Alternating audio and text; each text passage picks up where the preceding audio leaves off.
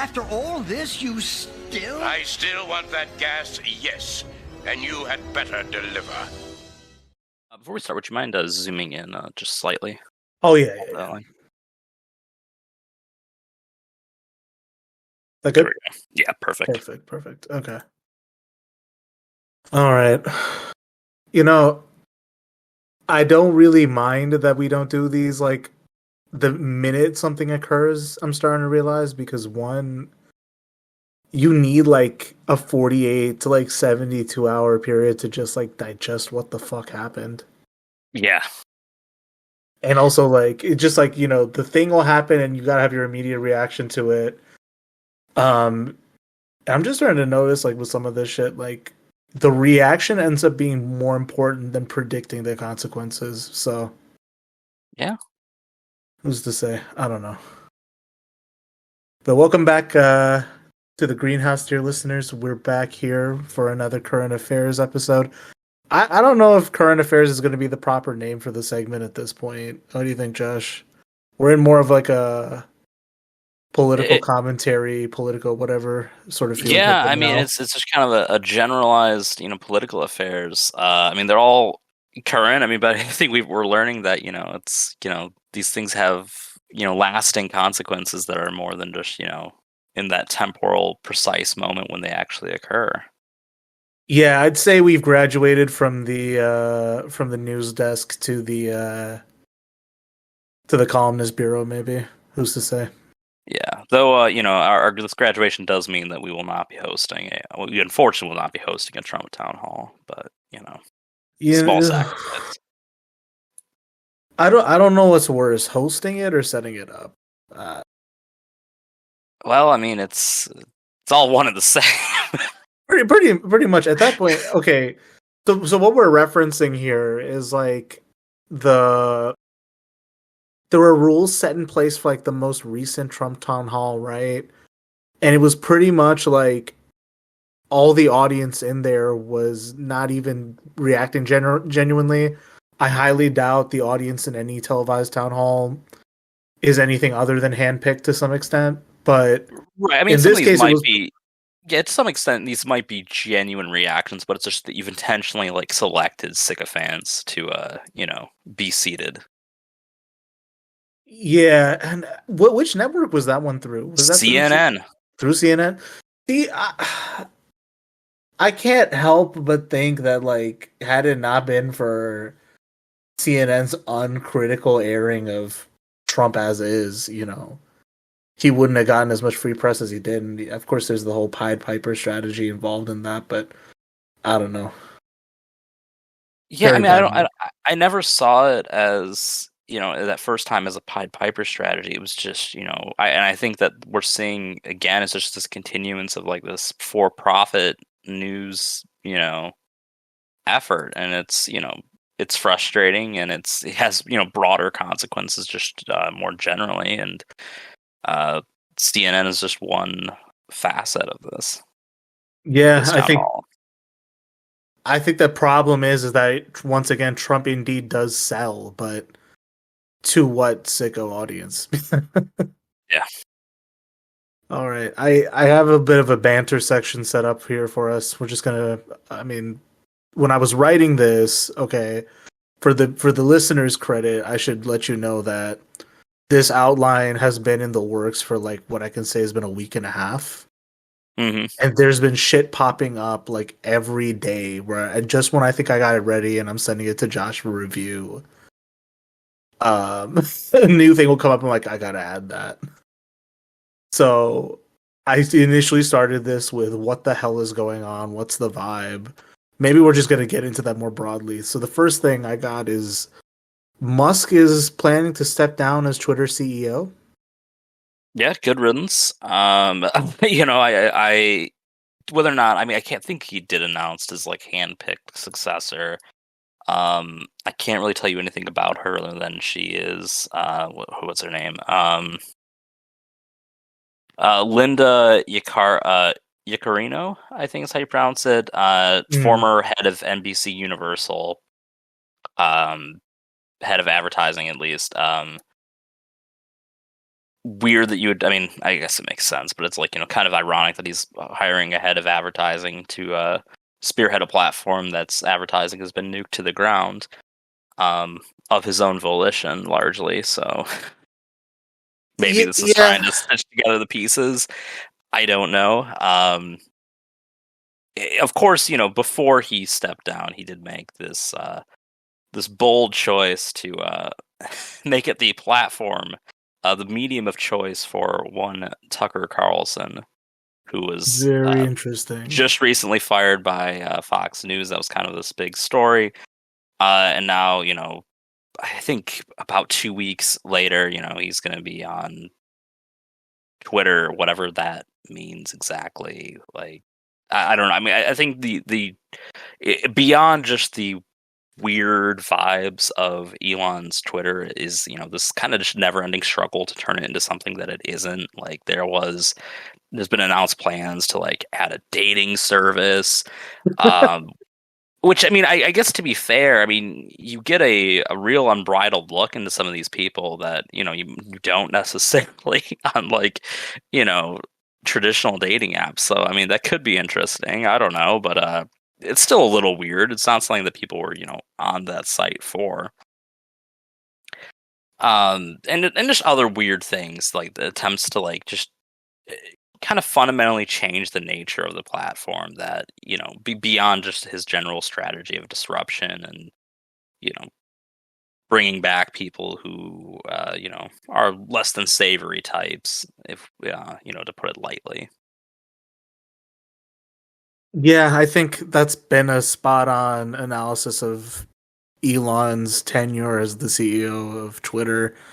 I definitely, I read it more broadly as this was Musk doing yet another pump and dump scheme. I know it's inflammatory to say that without a basis, but it was, I mean, it should not shock anybody that Musk's business strategy at this point is do whatever it takes to stay liquid and then cash out for your next venture. And I'm sure whoever this new CEO is going to have a big mess to clean up after all this. I don't know, though, what the calculus is on the, supposed implosion of Twitter. Has Musk done enough damage to nuke the platform and render it unusable? Who's to say, I think a lot of us are all saying something to the equivalent of, like, I'm going down with the ship, but what exactly would render the ship unusable? That's a different metric from person to person. Yeah, I mean, I think he's definitely exploring what would make it unusable, but I don't think he's quite cracked the code yet. I mean, there's just sort of that law of inertia behind the website, right? That it's not quite like, I mean, Facebook is, I mean, it's not dead, obviously, but it's considerably more dead than it once was. Mm-hmm. But that was a pretty gradual shift, and was really, I mean, it took some pretty serious scandals to sort of reinvent the wheel there, where now it is just kind of like a thing where people have accounts and don't really check them or update them or contribute to them or whatever. It just kind of became this sort of, ad infested boomer crowd conspiracy shithole. Yeah. Where, is, at least Twitter is, down on the ads a bit, but it definitely fits some of those other categories a bit. But yeah, I mean, I think that, in general, though, it's just there's too many, because, and, I kind of, admittedly, part of my dissertation is in fact tied to Twitter a little bit. And there's just a lot of incentive for, I think, folks who are part of, that sphere, that need to, they need some type of platform to engage with, right? Like a lot of these journalists and politicos, right? They need some version of Twitter. I mean, it's not going to be Mastodon. I mean, that's rather apparent if you just look at the way that site's structured. Whether there's some other, whether the free market produces some alternative, remains to be seen. But I don't see it happening anytime soon. Yeah, I'm not. I can see how Blue Sky is kind of a a safe refuge for certain accounts right now. I don't blame people for wanting to make the migration, but it is kind of sus that the company that brought us both LinkedIn and Nextdoor is producing a Twitter clone. What was next door? Nextdoor, okay, so Nextdoor is like all these people who are complaining about crime waves in the city are all the people on Nextdoor. It's basically a way for you to like report suspicious activity in an on like Yik Yak, except like for people who are hyper anxious about living in a city, basically. Okay. And I assume it's probably also like if you're in like Texas where they have that like abortion bounty thing, I assume it's probably used for that too. It's like if snitching was your preferred form of posting, that's what you would do on Nextdoor. God, could you imagine just like, oh man. I mean, literally, like I've never used it, but I can already imagine that half the posts like I smelled weed in the park, like that kind of shit. Oh yeah, for sure. It's like it could have been a skunk, really could have been. Usually you know. Usually, just mind your business. People talk about how do you stay safe. You mind your business. That's how you get around it. Oh Yeah. gosh. Yeah. So will Twitter implode? The jury's still out. I still don't know like what the future is. It's like, is the safe option? How about we all just quit social media? Or is the safe option? Let's stick to another site. I don't know, because the contradictions of social media are something we keep talking about. I think we get better at talking about it, but it's Pandora's box at this point, I think. Yeah. We open it, you can't close it back. And I think so much of it, right? I mean, like as weird as we've taught, there's the consequences that social media has with like just the way it's kind of like depersonalized things. Yet at the same time, it's also like for a lot of people, frankly, like the only real social outlet that they have. Yeah. So it's like, it's as much as it's kind of, it's like a two-pronged, there's like a two-pronged problem there that are, kind of contradictory in a lot of ways. Yeah, it's a massive sprawling contradiction that one avenue alone cannot solve. Yeah. On the subjects of the contradictions in technology too, Chat GPT, even though it is automated, relies heavily on low-paid contract data entry workers in India to label the data to use it. Well, thanks for finally reveal flipping up the hood and revealing that you were behind this. But no, seriously, I mean, it is kind of amusing that and it's interesting too, because I wonder if it does kind of explain why ChatGPT is kind of good in the ways that it is good, right? When it comes to just like writing up certain types of documents that are like kind of more of what you would see from, frankly, tech support industry types and stuff like that. Like, Yeah. it's like, yeah, no wonder it's so effective at that. It's like a lot of it's done off the work of people who do this for a living.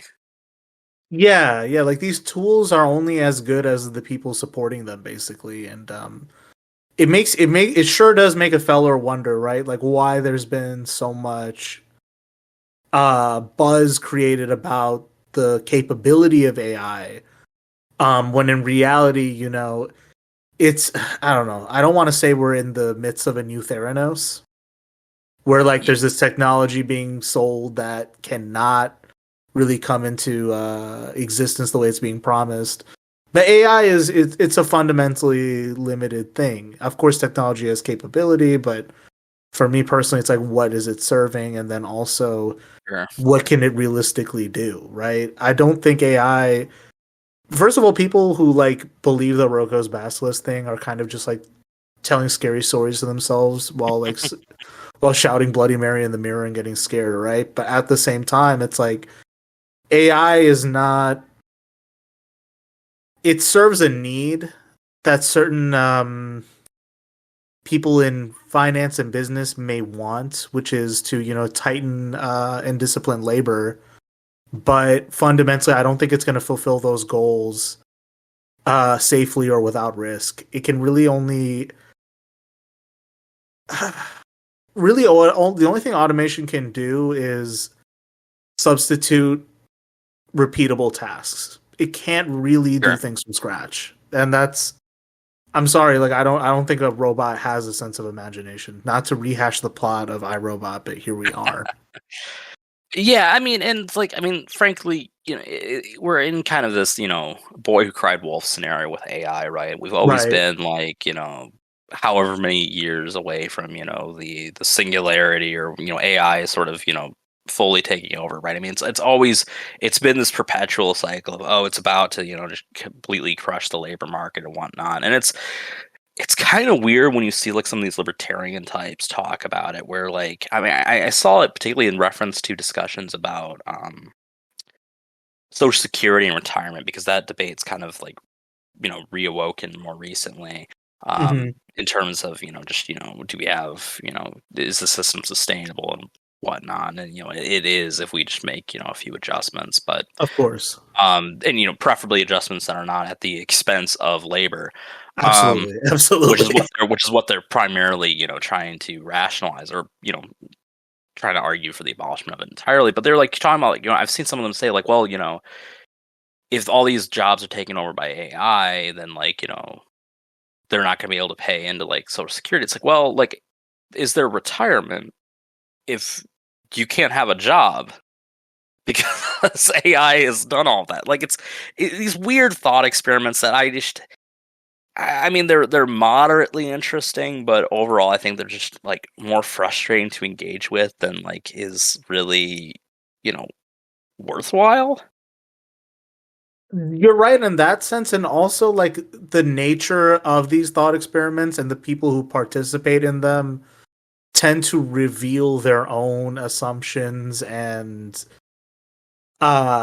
priors about what they think human life is intended for. And Sure. that's why it's frustrating, or like, you look at these Well, people and they're you're like, all this designed is to like take you to the same conclusion that they've already come to. exactly. Whereas, like this idea that a select few people get to be these kind of like captains and titans of industry who earn this wealth and can, self aggrandize while everyone else is kind of a peon to that, or like the Yeah. effective altruism, whatever they want to wrap up Ayn Rand objectivism behind, because Hmm. that's what this is at the end of the day. There's nothing, there's no fucking, there's nothing new to this shit. Even objectivism was just them dressing up fundamental greed and selfishness. Okay, there's Yeah. no It's just trying to come up with, I mean, and I think that's kind of just an issue with like, some of these philosophically minded types, right? Whereas they're just trying to create some type of mechanism that justifies,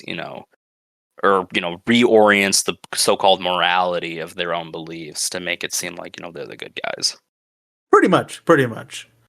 And it's all like, I don't know, to get as reductive as I tend to do. This is the bourgeois ideology at work, pretty much. Yeah. So ChatGPT, once again, uh, I don't buy the AI hype. Um, AI is one of those things where, again, I'm not anti-technology per se, but the question is always, who does this technology serve, and could it be brought under control if people could make those decisions collectively? That's the rubric I apply to any of this, really. Yeah, and I think with our structure, I mean, in some ways, like automation, right? I mean, there's sort of a pro labor argument behind it, right? Which is that it, reduces the need for it, and that we can, support, like it reduces, maybe the time needed for actual manual labor, right? Maybe we get like a 4-day work week or something of that nature. Right. But it's never like the lens that it's really being discussed in like mainstream American politics, right? It's always like, oh, how can we like just unemploy a bunch of people, basically. Exactly. It's not like, a workers' council is like, okay, we'll use robots to do the most dangerous jobs, and then we can Right, assign yeah. labor to other sectors. It's never along those lines. Exactly. Oh gosh. So moving away from tech for a minute. Let's maybe get to a segment we've missed that has come back to our attention very recently. We're back on Santos Watch. Yeah, and we'll see if we really, I mean, I imagine we'll return to it a couple more times, but this could be we could be approaching the season finale, or maybe even the series finale of Santos Watch. He, it's ironically right after sponsoring this bill to crack down on COVID unemployment fraud, George Santos was arrested for, among other things, embezzling campaign funds, all this other fun stuff that, it's kind of extraordinary, just the level of immorality of this individual. But among other things was, COVID unemployment fraud. Despite the fact that he was making, I think, was it $120,000 a year, still successfully filed for unemployment through the kind of the pandemic relief packages and whatnot. But he still voted for the bill that he sponsored after being arrested. He posted his was it a $500,000 in bail? Yeah, Where do you get that money from? Dear God. Yeah, from the unemployment money. No. And then to top it off, weren't there also charges of like embezzling campaign funds to buy designer goods? There's so much, like I think there was like 13 charges. A lot of it's just a decent number of campaign finance violations. There's the embezzlement of those funds for various reasons. Yeah, I mean it's if there was any question that this guy had any like decency or principles of any sort, right? I mean, those they should have been gone out the window a long time ago, but there's no defending him now. No, there's absolutely none, and it's I don't know. Like, we called him a scammer from day one, but this is fascinating, right? He's embezzling this money to get designer goods, and every time we've seen him in public, he's wearing the same suit with the same like blue sweater and everything, like a cartoon character almost with some of this shit. And then like again, like the court appearance, all of this, I don't know. Was he just trying to like? There's no like iconic scammers like there's no Barry Lyndons anymore. Was he just trying to bring that back? I don't know. I mean, this is really like the old school, like kind of campaign finance, like violations, so that we just don't really see all that often anymore. Yeah. In part because there's just no real need for it, right? Like, I mean, they've got money, up their ass, coming out their ass. Like, they don't need, necessarily embezzle campaign funds for. You could get Harlan Crow to buy it for you. Goods or whatever. Yeah, I mean, you could just get, a nice donor to just gift you this stuff. Yeah, it's you don't see this that often, but here's like kind of a classical case of it. Pretty clear cut and dry. I mean, I guess we'll see the evidence, as it kind of emerges through the courts and whatnot. But yeah, I mean, I I expect he'll be going down with the ship. Is this embarrassing for the people who came out? All the Republicans who kind of put their hitched their cart to his horse. Metaphorically, and just said like, this is our guy. I mean, yeah, but I mean, they don't really have a sense of shame, so it doesn't necessarily matter that much. And this is also going on like at a Trump's like hearing with I forget the victim's name in this case. She was suing him for defamation after opening up about being sexually assaulted by him. And I think or at least there were grounds found to charge him with defamation. So I don't know what's going on at the New York Attorney General's office, but they said, okay, if the National Party is doing nothing, we'll get started. And the Democrats aren't doing anything, let's get started. Very interesting stuff. Kind of makes you wonder who's. Because all of this is obscured, right? Like it makes you wonder, like, what factions in the Democratic Party as a whole are in charge, act independently, act in concert. Not to get tinfoil hat about it, right? This is just me, like, more so trying to read the tea leaves or just like stab at something. But this is a thing where like people in the judiciary branch do act ideologically, and in this case, can advance something where the legislative members exactly have failed to some extent. Yeah.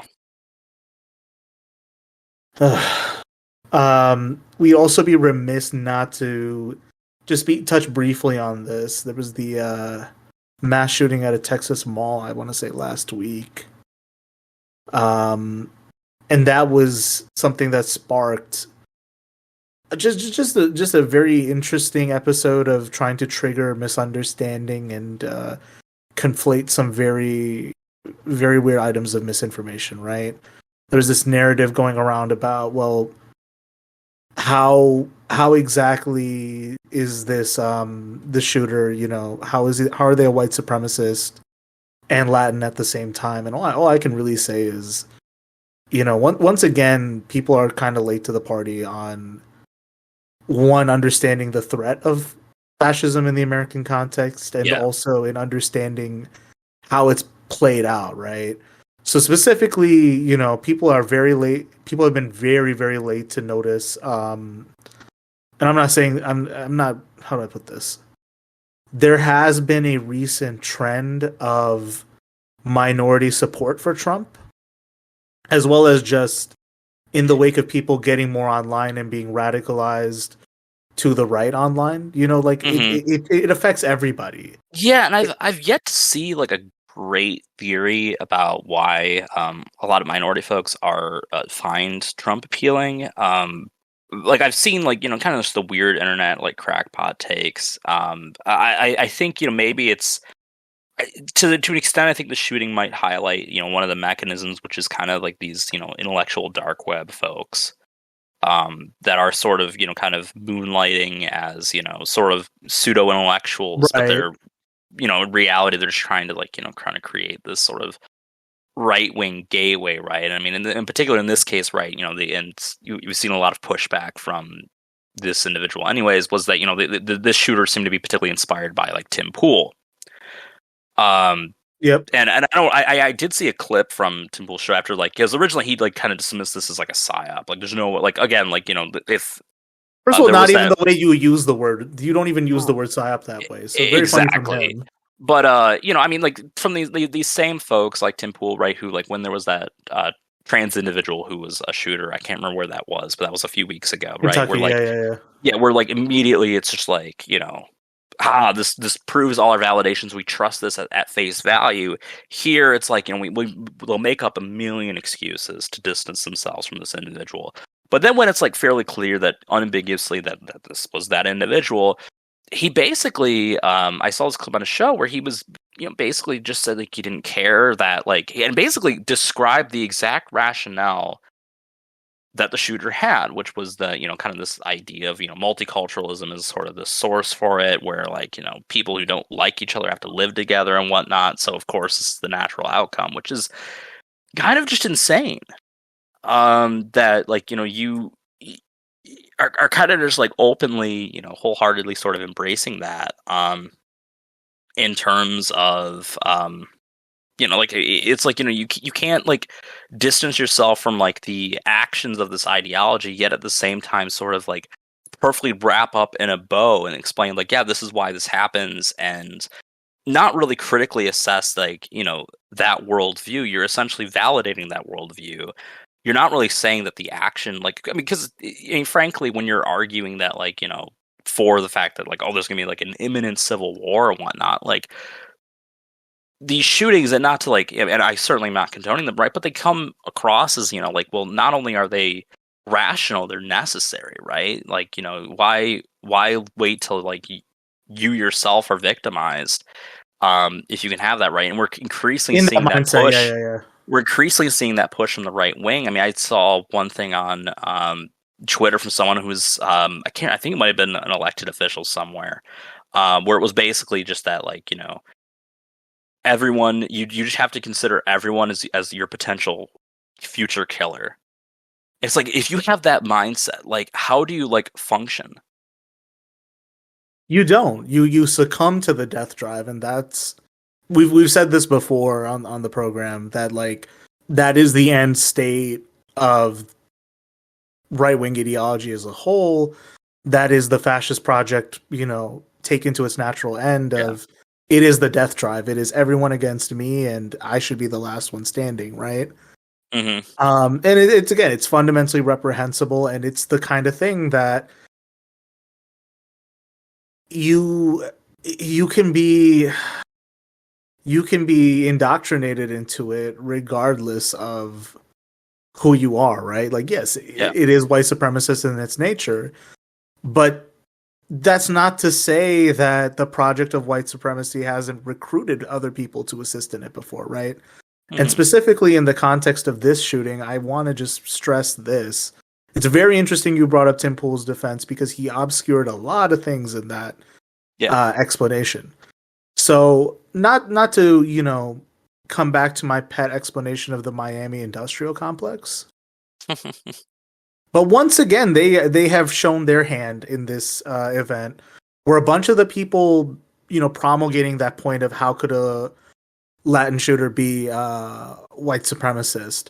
Well, for starters, he's hanging around with these same people who are part of that Miami industrial complex of anti-Cuba propaganda and all the right wing support networks that go into that. And fundamentally, even if there isn't a one-to-one connection, they do vote for the Republican Party. They do support those policies. That's the worldview they have. And specifically in his, this guy's like motifs in pictures of him. He's in a picture with like one of these Miami media figures, right? And he's wearing a shirt that says "Right Wing Death Squad." Jeez. It's very fucking obvious. We're talking School of the Americas, CIA-backed death squads. I'm not really trying to be egregious with this, but once again, like this project has recruited people who don't fit the imperial core to carry out its objectives abroad and to further the domestic project at home. You get someone who fits the mass shooter profile to believe that shit, and they'll replicate it. I don't see what's controversial in that, unless, like Tim Pool, you have a vested interest in obscuring that. Exactly, right? I mean, and I think that's kind of, reduce. I mean, not that I think that criminal liability would be particularly realistic. I mean, it could be, but it's not. But really, I mean, like everything that you just described too, it's sort of like the inverse of like, I'm not racist, I have a black friend, right? It's like, it's the flip side of that, right? Well, if your black friend thinks the same things, or your Latino friend, or whatever, it doesn't really, it's not a great defense. Not that it ever was, anyways, but it really is sort of the flip side of that in a lot of ways. Yeah, and I think like one of my mutuals was saying something that really like highlighted the problem, which is that the liberal framework for identity that we have or that we tend to use cannot necessarily account for some of these contradictions. That's where, at least in a materialist basis, or at least in like a Marxist context, you have the ability to then be like, no, it takes people working in solidarity to combat regressive behaviors and regressive movements. But that's a separate can of worms I don't think we're going to open today. But really all I'm going to say is it's the same people being late to the party on noticing the connections between the right wing and fascistic tendencies, on knowing the history of how these things came to be, of seeing who exactly can fit the profile, and how fundamentally the fascist project is this one. It's pyramid. I don't know, pyramid-like. I don't know how to say this. Where they'll start with the widest like berth of people who agree with them, and as the project expands, it gets narrower and narrower and narrower until there's only one man standing. That's the death drive of it as a whole. Well, yeah, and you have like this. I mean, same thing with like the libs of TikTok too. I think was also an inspiration for this individual as Oh, well. yeah. It's like, Oh, she's like, yeah. well, how can you be like, a Nazi when you're a Jew? And it's like, well, there were in fact, Jews who supported the Nazi Party and Yeah, whatnot historically, and you guys ever hear of this word called a collaborator? yeah, it's like it's you got to start, with that, as you said, that broad group before you can start really, you know, narrowing in, right? Yeah, and I think identifying, traitors to liberation is a part of liberationary struggle. It's not. It can be hard to pick these things apart. Yeah, But the thing about doing the hard thing is it gets easier the more you do it. exactly. Now, speaking on the subject of things that are hard, I think we're fully entering Democalypse 2024 territory. Yeah. Um, our current affairs segments are likely going to include more political tea reading than less. And that's the expertise we offer to you here at the Greenhouse. But presidential election season, it's beginning in earnest. We're not exactly the first people to cover what we're going through today. We're coming to it after the dust has settled a little bit. We've given it some time to ruminate. And maybe we're going to try to think more big picture about what is this 2024 race going to look like? What's the vibe? It's still very early to predict some of this, but I think that's the lens we're going to be looking at this with, right? Yeah, I think so, right? And it's, there's, probably, as time goes on, talk a little bit more about strategy and whatnot. Here, it's a little too early, especially on, I guess on both sides. But yeah, I mean, it's there, we've seen the field emerge. Yeah. So let's start with the Democrats this time. So Joe Biden has declared that he's running again. Yeah. I got the text before I found anything else out, and I'm like, why is Joe texting me? Like, my phone gave me the thing where it's like, contacts, maybe Joe. Do you want to add them? I'm like, what? No. Well, he needs your money again, Audie. You were instrumental to the first campaign. He needs more. I'm telling you, the biggest mistake the Bernie campaign made was using AgBlue and then selling that information after the campaign. That's the biggest mistake. Yeah. Oh, God. But yes, Joe Biden has declared again. I think was he the first to declare this time around, or did RFK Jr.? No, we had Marianne Williamson, I believe, was the very first to declare. Okay. Okay. Then we had Joe, and then RFK. I can't remember if RFK Jr. was before or after him. Oh, I guess he was right before. Yeah, right there. It's all right there in the announcement. So Marianne Williamson announced March 4th, RFK Jr. April 19th, and then Joe Biden April 25th. So actually not that long ago. Damn, RFK gave us a day before 420 before declaring. That's nice of him. He kind of, missed out on just, he could have waited a day. He could. Maybe he didn't want to come across as entirely unserious. We got to unpack RFK Jr. That's a whole hornet's nest. But only the three have declared so far. I don't think anyone else. Well, so I mean, apparently Joe Exotic has declared, but he's not he fails to meet other criteria to be considered a significant candidate. Right. Like, I don't know if is he going to get on the ballot in 50, or is it? I don't know. I have no idea, but I mean, like, yeah, I mean, the Tiger King. It's like he's probably going to drop before the first primary. If I had to guess. So yeah, I mean, you've got these three. You can't really make the whole case that Joe's like this ancient geriatric when the youngest person in this field is 69 years old. So they're all pretty ancient. I mean, Joe's obviously the most ancient of them, but yeah, I mean, this is our your pickings. I think there's some kind of just the way the party's handling things so far. I think I'm not a huge fan of the fact that it's very clear, right, that Joe's the incumbent. He's going to be the guy, and I mean, you could tell that just from the list of names that, like, there's really not much of a contest there anyways. But, the fact that the party is sort of kind of enfranchised that by, sort of, at least so far, saying there's not going to be debates or anything like that, I think is kind of problematic from like an optics standpoint. I mean, I don't know how useful those debates are, right? But it's like, the Democratic Party, when it comes to its primaries, right? I mean, you have the super delegates, which, yeah, they're not like that significant to the process, and even less so now, but you have like all of these mechanisms of these very anti-democratic mechanisms, right? That, just the optics of them are bad. Yeah, and I think it's something that the party, for as insistent as like the mainstream group of that party is, that like, optics are like kind of all that matters, like, policy is, whatever, optics is it. It's very bizarre that like that same faction is like also like intrinsically, maintaining these very odd apertures of their presidential primaries.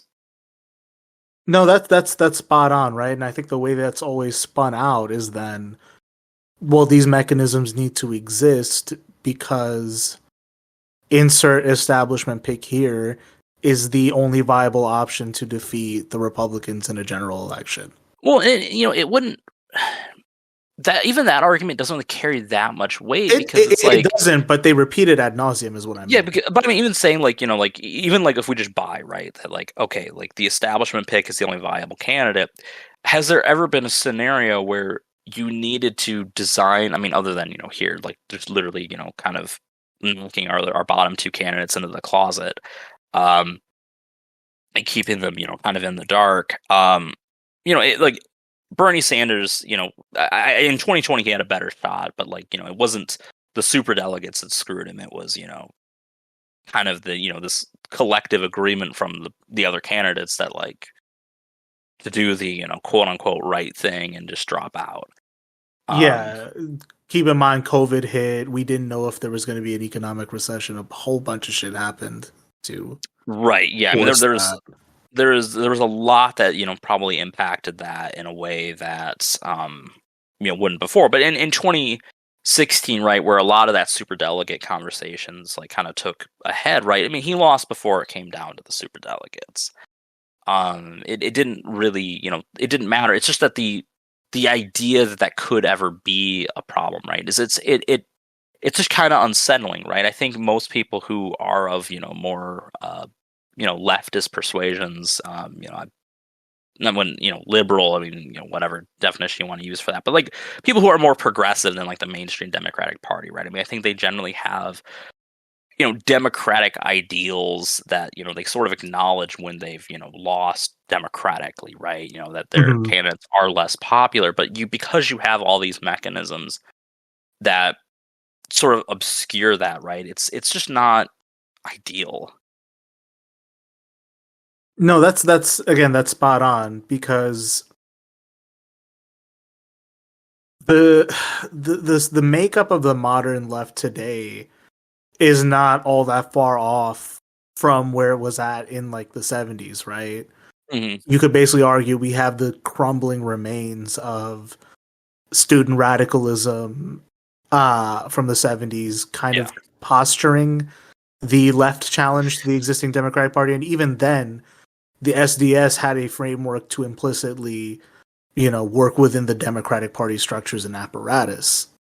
So, to that end, the Democratic Party has only ever gotten better at restraining and housebreaking that left coalition to basically be enthusiastic for the Democratic Party, to do the backbreaking work of getting out the vote, especially to radicals, but not ever really providing anything in return for that that organizational work. Pretty much that's the role the progressive left, quote unquote, has to offer the Democratic Party at this point.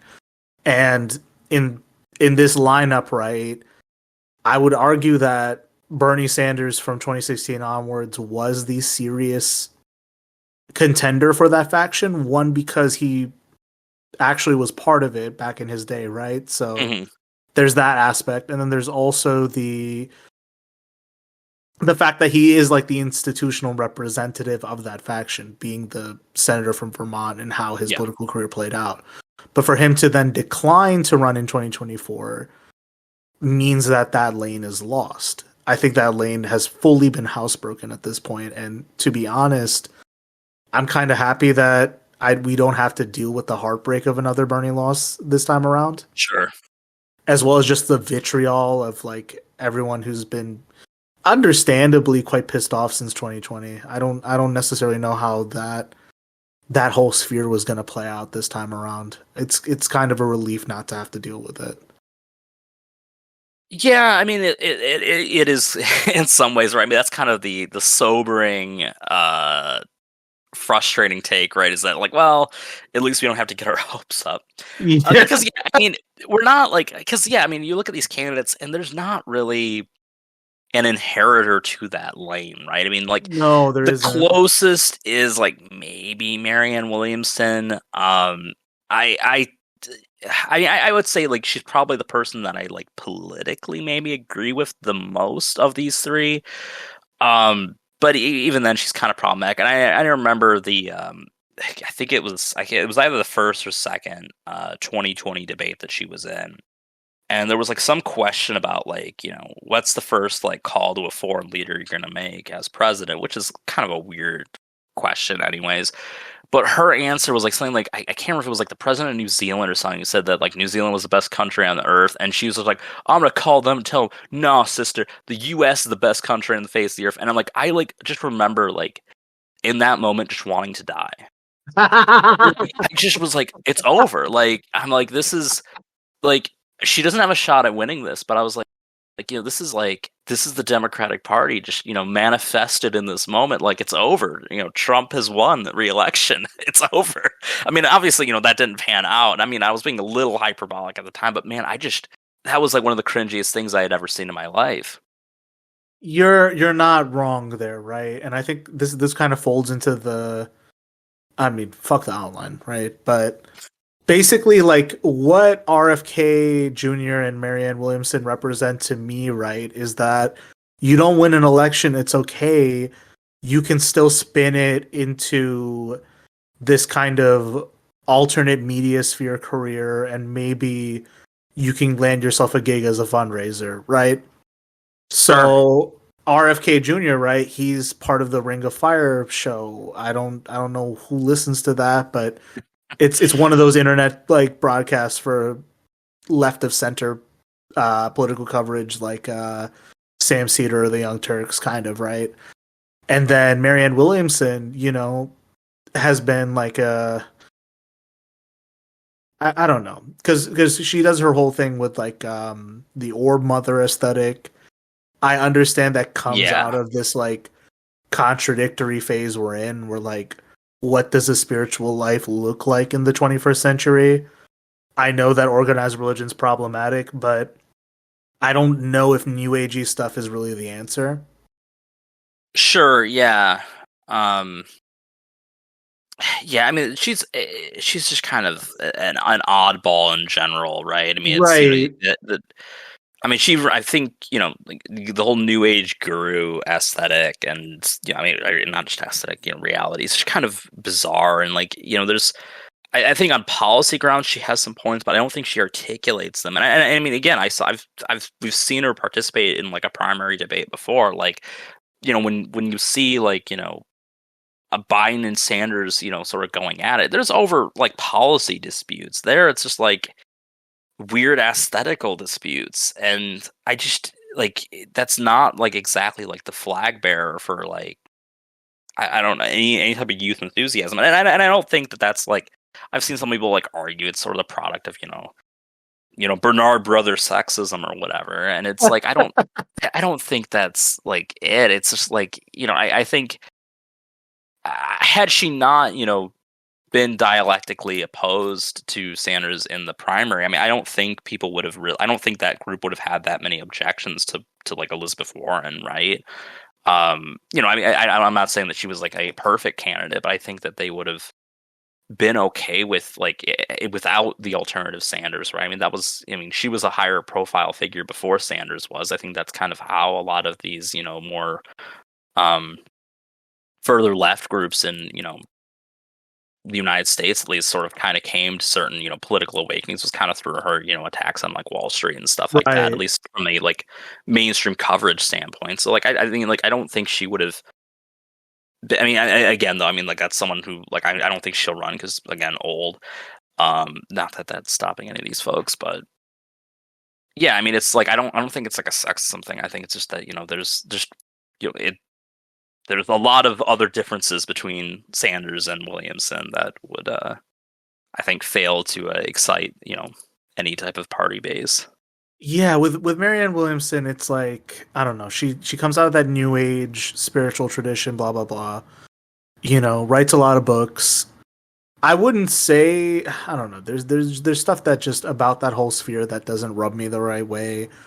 I'm sure you could probably spin that into like a guiding compass for a leftish project, but it's like so far out of the mainstream that it's like, dude, there's so much work to do if you really want to spin that into like a project. Like it's something that like no one really like, it doesn't cross anyone's mind. And this is kind of the thing, right? Where it's like progressive ambition is the kind of guiding principle for credibility sometimes, right? Sure. I think the only time you get outside of that credibility is the kind of fetishism Americans have for private sector leadership or military leadership. But even then, like, that can be hard to spin. And I think what people tend to fall back on is like, well, they had a career as a senator, as a governor, as a judge, as an attorney, whatever, as in that public facing role, so to speak. And I think with Marianne Williamson, like taking that media profile and then spinning it into a presidential run, I can't fault her for trying that because that's basically what Trump did, even though people allegedly say it's his profile as a businessman that got him credibility. It's really his profile as a media figure. Well, I mean, yeah, I mean, like, we've had so many, like, businessmen run for, Herman Cain, all those folks, right? And, we'll talk about him when we get to that part of the, discussion, but, even, like, Vivek Ramaswamy, right? I mean, there's a lot of these, like, there's a ton of businessmen that run. It's the media figure aspect that gave him much more salience. 100%. But yeah, I don't know what Marianne Williamson's own like internal contradictions I think need to be addressed of like, okay, you're using this belief system as your ideological, guide stone, that's fine.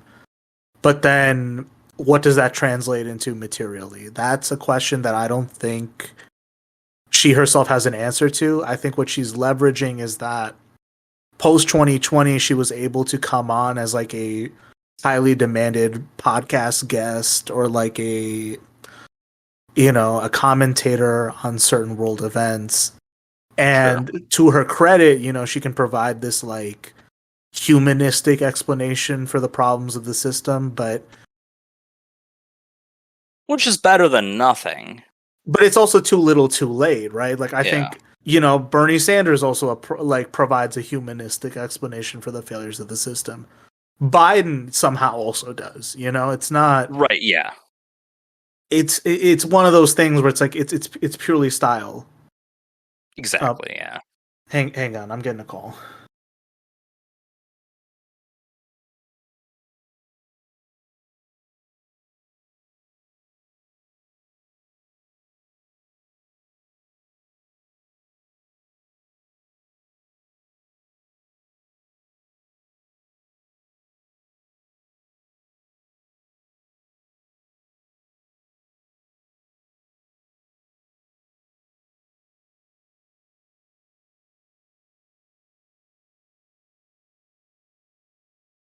Okay, sorry about that. But yeah, to that point, you're 100% right that she's offering a lot of style, but what does that square off into substance. And I'd argue that's actually the same thing with RFK Jr. Yeah, so I guess it's a good segue to get into RFK Jr., right? I mean, I think obviously he's the son of Robert Kennedy, I guess Senior, the former Attorney General, former presidential candidate, kind of this major, in his day, figure of, sort of the progressive left at that time, right? Yeah. And his son is, kind of, it's sort of the forgotten Kennedy, in some ways, right? He's sort of been kind of ignored in a lot of ways. I think the big thing that's been getting a lot of higher profile coverage from him has been his anti-vax stance, which is not, to his credit or discredit, is not exclusively about COVID. He's an old school, vaccines cause autism, anti-vaxxer. In a post, COVID world, that's kind of, especially in the Democratic base, right? That's kind of just a non-starter, right? His other views, we did talk recently on DMs about he had, I guess Biden had released some of the Kennedy documents, but not all of them. And he's like, oh, the American people deserve to know the truth. But then he followed this up with like this weird thing about like, oh, the CIA has a lot of wonderful people in it. Which was like, does that include which, I mean, like, obviously there's the whole, CIA conspiracy. Did they, kill JFK? And it's like, are the good people the ones that, killed your uncle, or are they different agents? Like, I don't know. It's very just, I don't know. RFK's career, when you look at it, RFK Jr.'s career is very odd, where he's coming out as an environmental attorney. I'm not doubting that he did good work in that field. Is kind of, also combating environmental racism. So I can't like downplay everything he's done as bad, right? Sure. But I would say like with the old school and even the new school anti-vax crowd, right? Is once again, it's a massive contradiction that you're trying to solve with a single lane, and because it's inadequate, you have to come up with this bizarre worldview, right? Where I really think what's going on is like there is a massive confluence of one, poor education and misinformation. There's a level of distrust between the public and quote unquote science and medicine. There's also the fact that for-profit medicine benefits from its position in ways that it doesn't have to build trust or build credibility with people. And then again, there's just so many cases of big business being favored in the case of malpractice over the average person that it breeds distrust, and then it also promulgates, environments for misinformation and charlatans to thrive, right? So in the original case of the OG vaccine anti-vax movement, it's the Theromycin thing, right? Yeah. I'm not going to deny that Eli Lilly is a very suspicious company. It's very weird that they had to put Theromycin in, and like the fact that you can kind of do it without the chemical is very odd. At the same time, the idea of autism being directly caused by exposure to chemicals is a little bit odd to me, right? Because and I think too, there's a certain harm that like kind of comes from like these conspiracies, right? Which is like, yeah, like I mean, like we've said that it's you're maybe right to be skeptical of some of these larger companies, right? But like it kind of obscures legitimate criticism of them. Exactly. When we're just so like deep on like these kind of just these goose chases, right? Like they cause autism, like all these other things, right? It's like, and even like most of these like anti-vax folks, right? Like they're skeptical of the vaccine, but they're not skeptical of like most other treatments, right? Unless God forbid they're like tied to gender affirming care, in which case then they're the work of Satan. But for the most part, right? It's like any actual criticism of medical industry is just obscured by these like really. And even then, I don't even see people mostly blame the companies, right? It's like people who have nothing to do with them, right? It's the Bill Gates microchip. It's, whatever else is like, tied to, that, and it really just kind of it's not a helpful lens to actually engage with meaningful criticism of these folks. 100%. And I think like that's my read of RFK's anti-vax career or crusadership is, I don't really understand how an environmental attorney makes such a small windowed criticism of what's a broader structural issue. You'd think he'd be smarter than that, but I think to be blunt, there's a lot of money to be made in these small window conspiracies versus, Sure. broader picture systemic analysis or broader, discussions on like these big actors as a whole acting in weird ways that are inconclusive, that research is never profitable for whatever reason. Although that tends to be more accurate in my opinion. Whereas it's like, oh no, vaccines directly cause autism. Here's how. One, I think because it's actionable and because it's like you can kind of blame someone more directly with the faultier proof. Sure. It's easier to sell shit as a result. Let's face it, that initial anti-vax movement was profitable for whoever was involved. Mm-hmm. But then to our broader point, the whole point about actually we can't even have a broader discussion about the the medical industry, the pharmaceutical industry, how science is applied in a way that it doesn't earn the public's trust. We can't even begin to have that conversation now because the waters have been so muddied. Exactly. Yeah.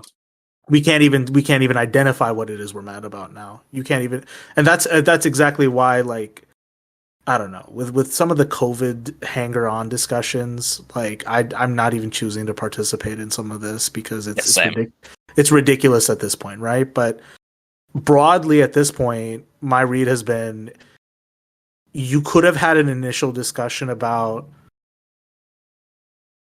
the lack of trust people have in the pharmaceutical industry, but that has been fully obscured by how the masks and the vaccines became a culture war issue more than anything else. Mm-hmm.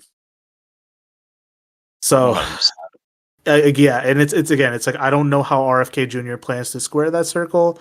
I don't think he intends to. Same way how he can earn a certain kind of cred from what I can only call like an Oliver Stone style Democrat criticism of the CIA, but then like not following it to a certain logical conclusion of like, okay, we need to really scale back the powers of this agency or consider disbanding it.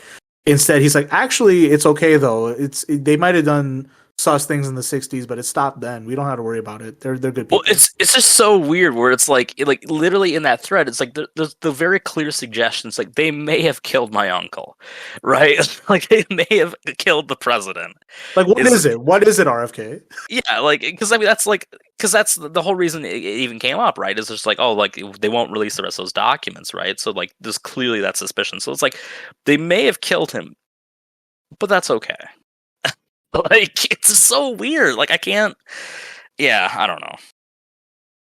In conclusion, I find the entire field lacking, especially considering that my selfish window for student loan forgiveness was really like my threshold for who I would consider supporting, if nominally. Sure. And even that, the half-assed promise of partial loan forgiveness is over. We don't even know how that's going to play out now.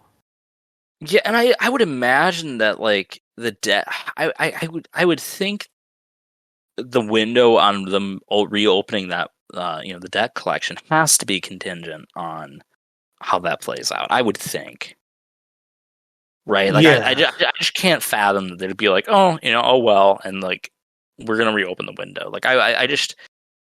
Like you have to feed something to like that base, right? And it's like very clear that like I think the youth vote is, important to the Democratic Party, and the Republican Party is clearly definitely afraid of it, right? I mean, it's you all kinds of proposals of like, let's increase the voting age. You know what I mean? Like, it's like, why even bother trying to like win this group when we could just, you know, make it so they can't vote? Right, right. I'm really unsure what Biden's strategy here is, other than the old hackneyed line of, "Hey, it's me or Trump," you know, because I don't know who the pitch is. I don't even know if the pitch is to the bourgeois at this point, because we're still on this like ever arriving threat of a recession. It always feels like there's very little new money to be made on Wall Street. Um, this summer has been a little calm, but let's face it, we were dealing with some pretty nasty environmental conditions last year. The Norfolk Southern fiasco is still kind of unaddressed. And Yeah. I don't know how to put it, right? But how much longer can Biden press the "we're just not going to talk about it" button before things, you know, I'm not saying that everything collapses violently all at once, but there is this like slow crushing feeling of decline that no one wants to address. And then if someone does want to address it, they only ever seem to want to address it from the right. Yeah, and I think that's just kind of been the ever-growing problem, right? And it's like the right-wing solution is just like basically like, not that they're selling it like this, but it's like, let's just fucking, you know, tear the Band-Aid off and like cut your arm off.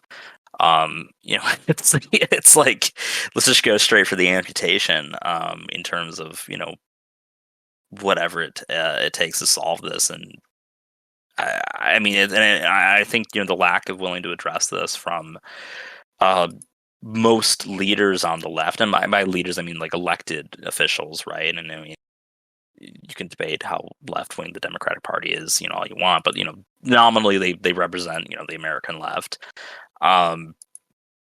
Yeah, there's sort of like that lack of will to like really address like, oh hey, like there's some pretty serious problems when it comes to, you know, the climate and other issues that we're just sort of kind of ignoring, kind of punting off, right? I mean, there's been some poor environmental policy choices in the Biden administration. I wouldn't necessarily say anything egregiously worse than some of his predecessors, but it's still not, you know, totally trending. Well, I mean, I guess there's that order on the EPA, so it's mixed. So like, it's a little bit better, but I just think that, you know, we're the incrementalism. We're getting to a point where incrementalism is going to have to transform into a much more radical change in order to survive, and people are not going to be prepared for that. Precisely. It makes one wonder, like, what is the vision for the future should one exist? And even within the makeup of the party's most senior members and its elite, let's speak specifically for the Democratic field, right? Sure. It's an increasingly aging, increasingly stagnant field of party leadership. There's no new blood really coming in except for Hakeem Jeffries, who's kind of very loyal to the existing order. He doesn't challenge it. And then we have this whole fiasco with one. He might be even worse than that. I don't know. I mean, like, I've like some of the stuff, like his support for some of the decisions in New York and whatnot. It's pretty bad.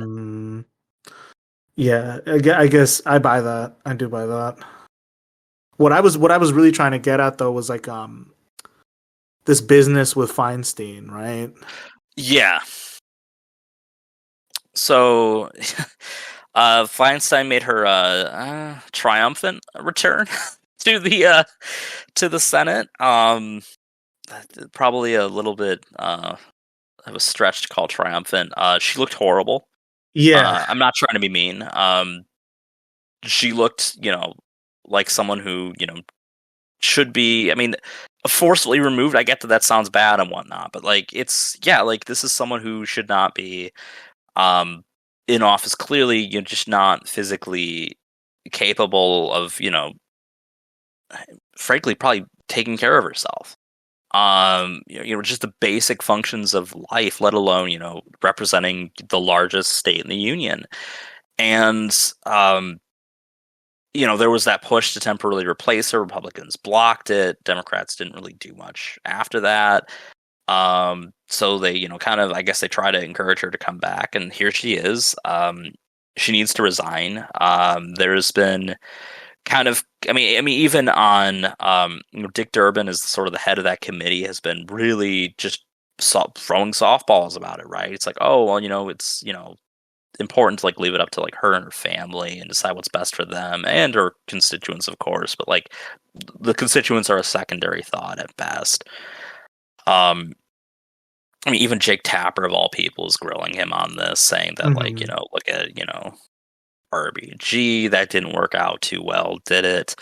And it's directly again tied to the judiciary, where it's like there's kind of this renewed sense that like, yeah, this is an important institution that we should care about, in terms of like, achieving political objectives, and Democrats do not seem to take it too seriously, despite the fact that Republicans clearly, like, even Trump was joking about how much, basically McConnell only cares about judges and cares about nothing else, and it's like, this is why, because it's it's important in securing a lot of their political objectives, right? They wouldn't be able to legislate at the national level against abortion without the Supreme Court sort of stepping in, and yeah, there's kind of reeling electoral drawbacks from that, but it's still ultimately their primary objective, in a lot of ways, is that and various other things, right? Using the courts to block whatever other liberal policy that they don't like. The Feinstein situation is generally not good. There's, I think there's a few motivations that are sort of delaying any effort to sort of, try more hard to kick her out, right? I think that, on some level it's, they're all old and they don't want, the same criticism raised against them, which, I guess that's fair. Frustrating, but I guess that's fair. You have sort of this issue of like the primary dynamic there as well, right? You have, sort of this, because the whole point of getting her to resign, right, is that you can replace her, and in California you can replace a senator by appointing their successor, right? They did the same thing for Kamala Harris when she became vice president. They can do the same if Feinstein drops out, and right now there are 3 people coveting that primarying for that Senate seat. You have Porter, Barbara Lee, and Adam Schiff. Well, the most logical person to appoint to that spot, right, is probably one of them. And if you appoint someone else, right, maybe they decide, I'm also going to enter this race, and they kind of have this leg up being like this, pseudo incumbent, right? They are an incumbent, just not one that had been like formally elected by voters before in that role. So there's kind of that weird political dynamic going on. Is that like a good reason to like not replace her? I would say no. I would think that our other objectives are more important than that, but it's there's a lot of these like weird kind of old school political incentives at play that are really frustrating this process. Yeah, that's spot on, and it's, I don't know. I think it's a bit of a stretch, at least, to full-throatedly believe the Democratic Party is a controlled opposition, but they're not beating those allegations credibly right now. Yeah, it's they're not necessarily their role as a controlled opposition definitely feels more controlled than opposition at this point. Yeah, and it's again with this whole thing, right? Of like at this point, the public has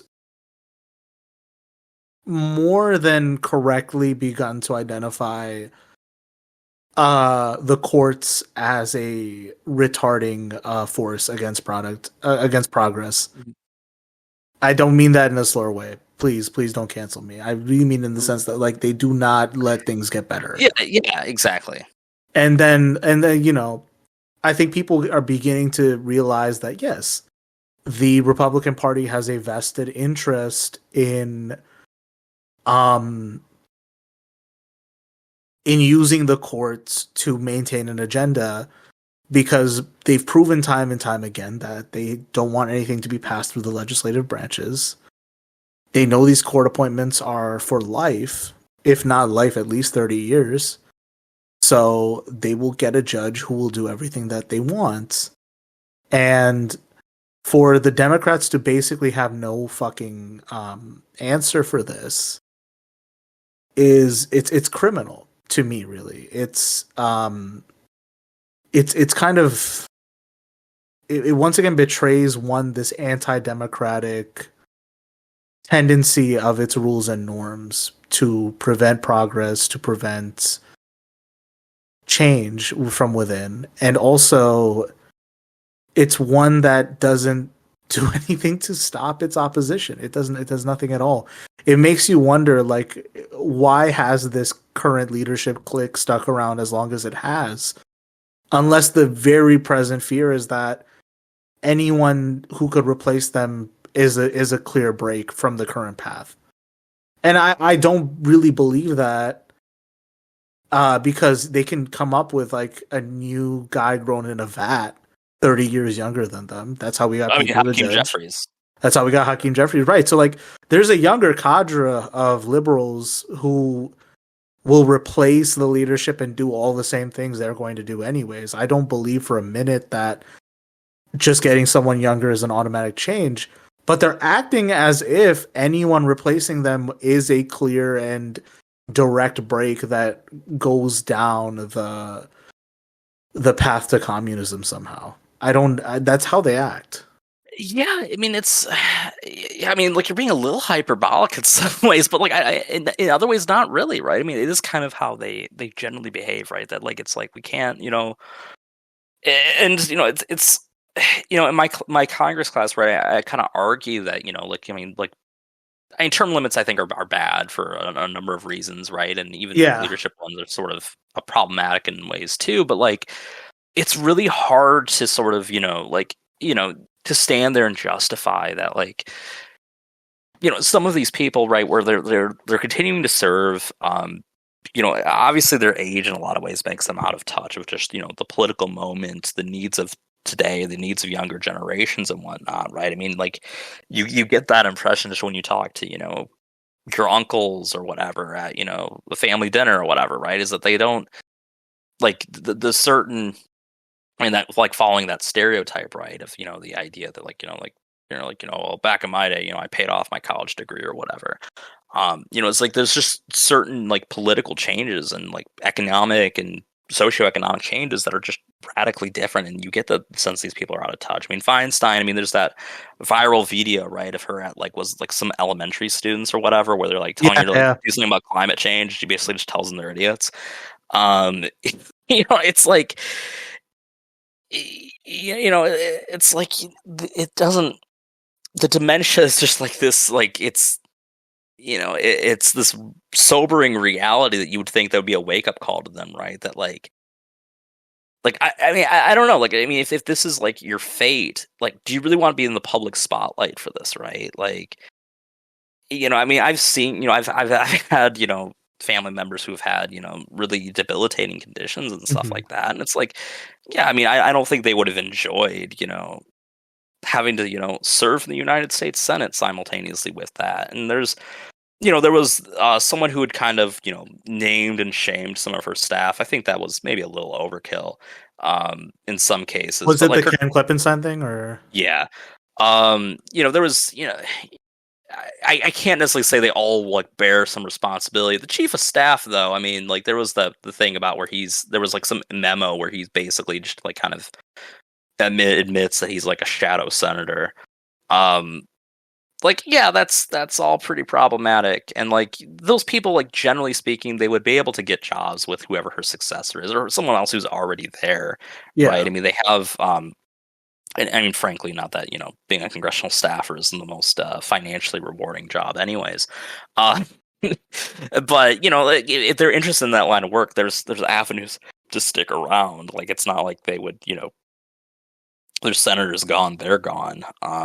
It's California, like, for God's sake. It's not like, there's a, outside of like, their weird, primary rules, there's a very low chance that like a Republican would take, that seat, and especially if they're appointed, obviously. But yeah, I mean, we just see them like, kind of like these Democratic leaders just keep, walking off to like, their death sentence, right? I mean, there was, I mean, even, like the back to like the Tapper interview, right? When he compared it to like RBG, I mean, there was that thing where like, someone had asked her why doesn't she retire under Obama, and it wasn't even so much that like she's like, oh well, he wouldn't be able to find someone that like could really replace me, right? There's no one that would be able to like match me or whatever. And it's like on some level, is like, is this just like pure like ego these motivations or what? It sure does make you wonder, right? Like it's incredibly hard to read the tea leaves when these decisions are seemingly made behind closed doors, if not literally.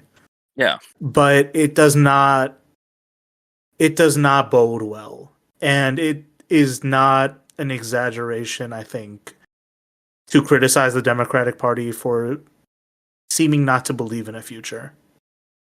Yeah, and I mean, there's certainly, you can maybe.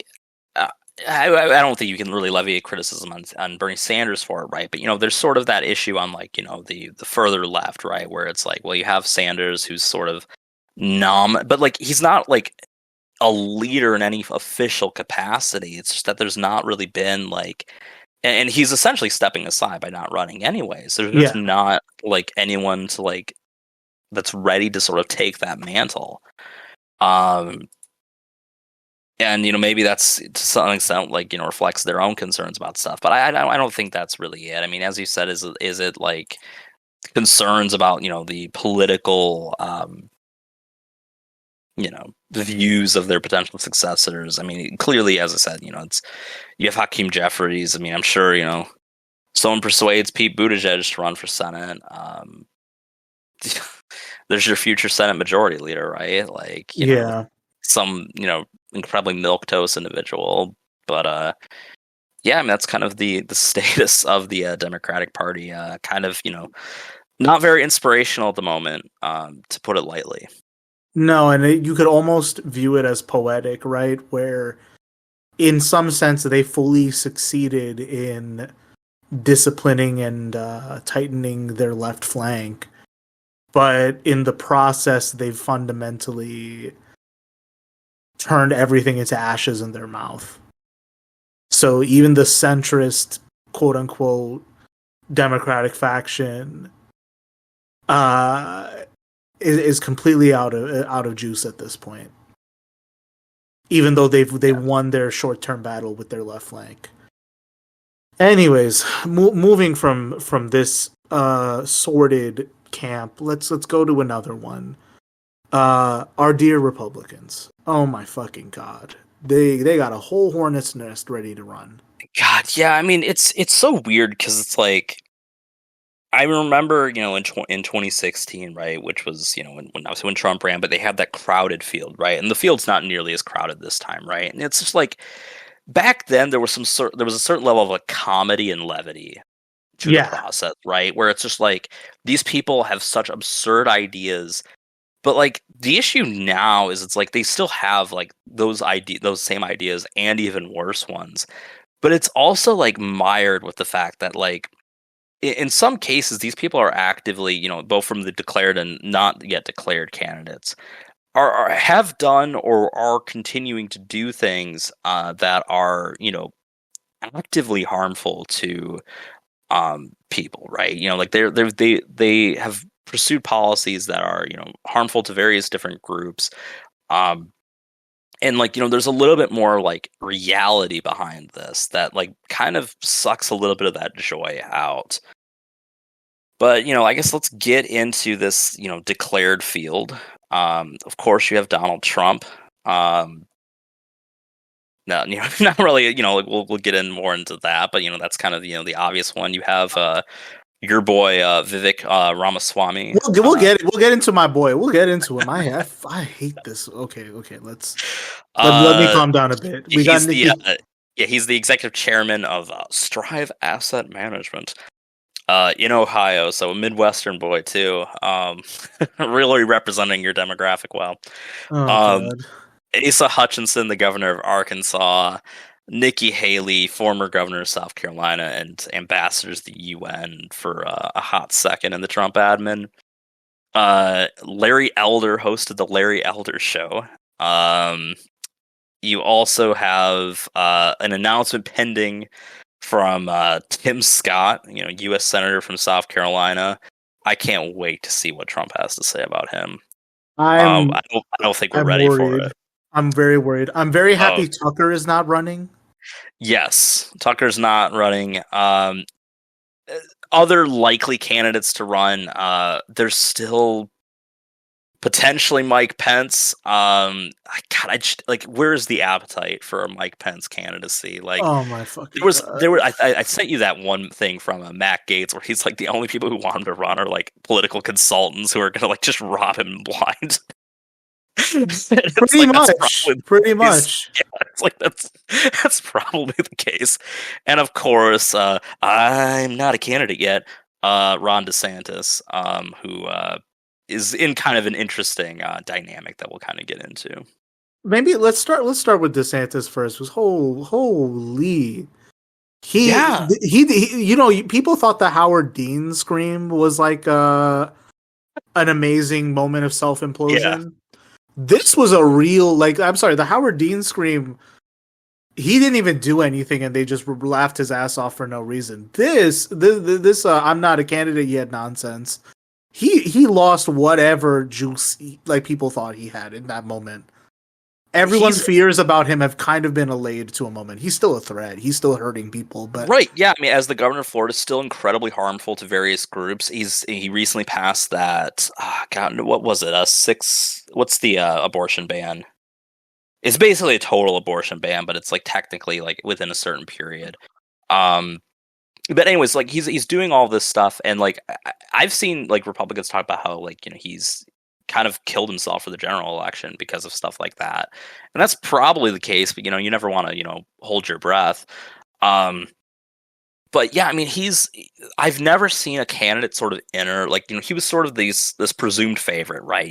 All of the 2020 election takes, right, were like that, like, oh, he won so bigly in Florida. It's, he's the future of the party.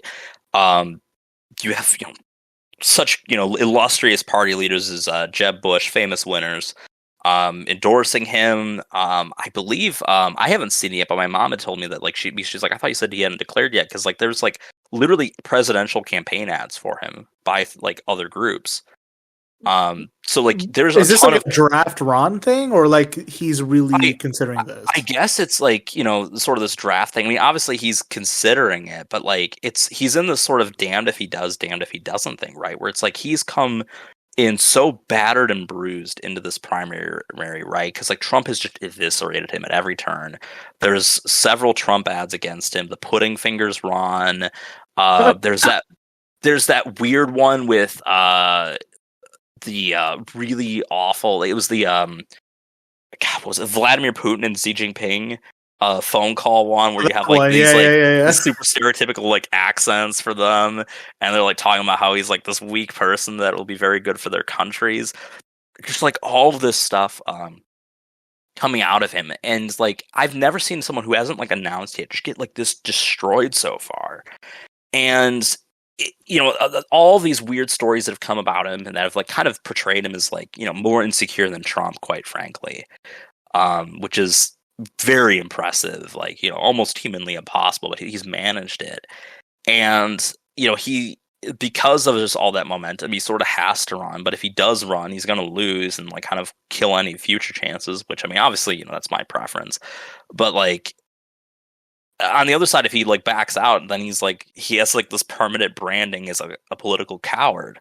So it's just this really fascinating dynamic. It's like this is the humor really of like this primary, right? Despite all the horrible things and the horrible things that he has done and continues to do, like it is amusing seeing him just get humiliated on a national stage. Disney suing him.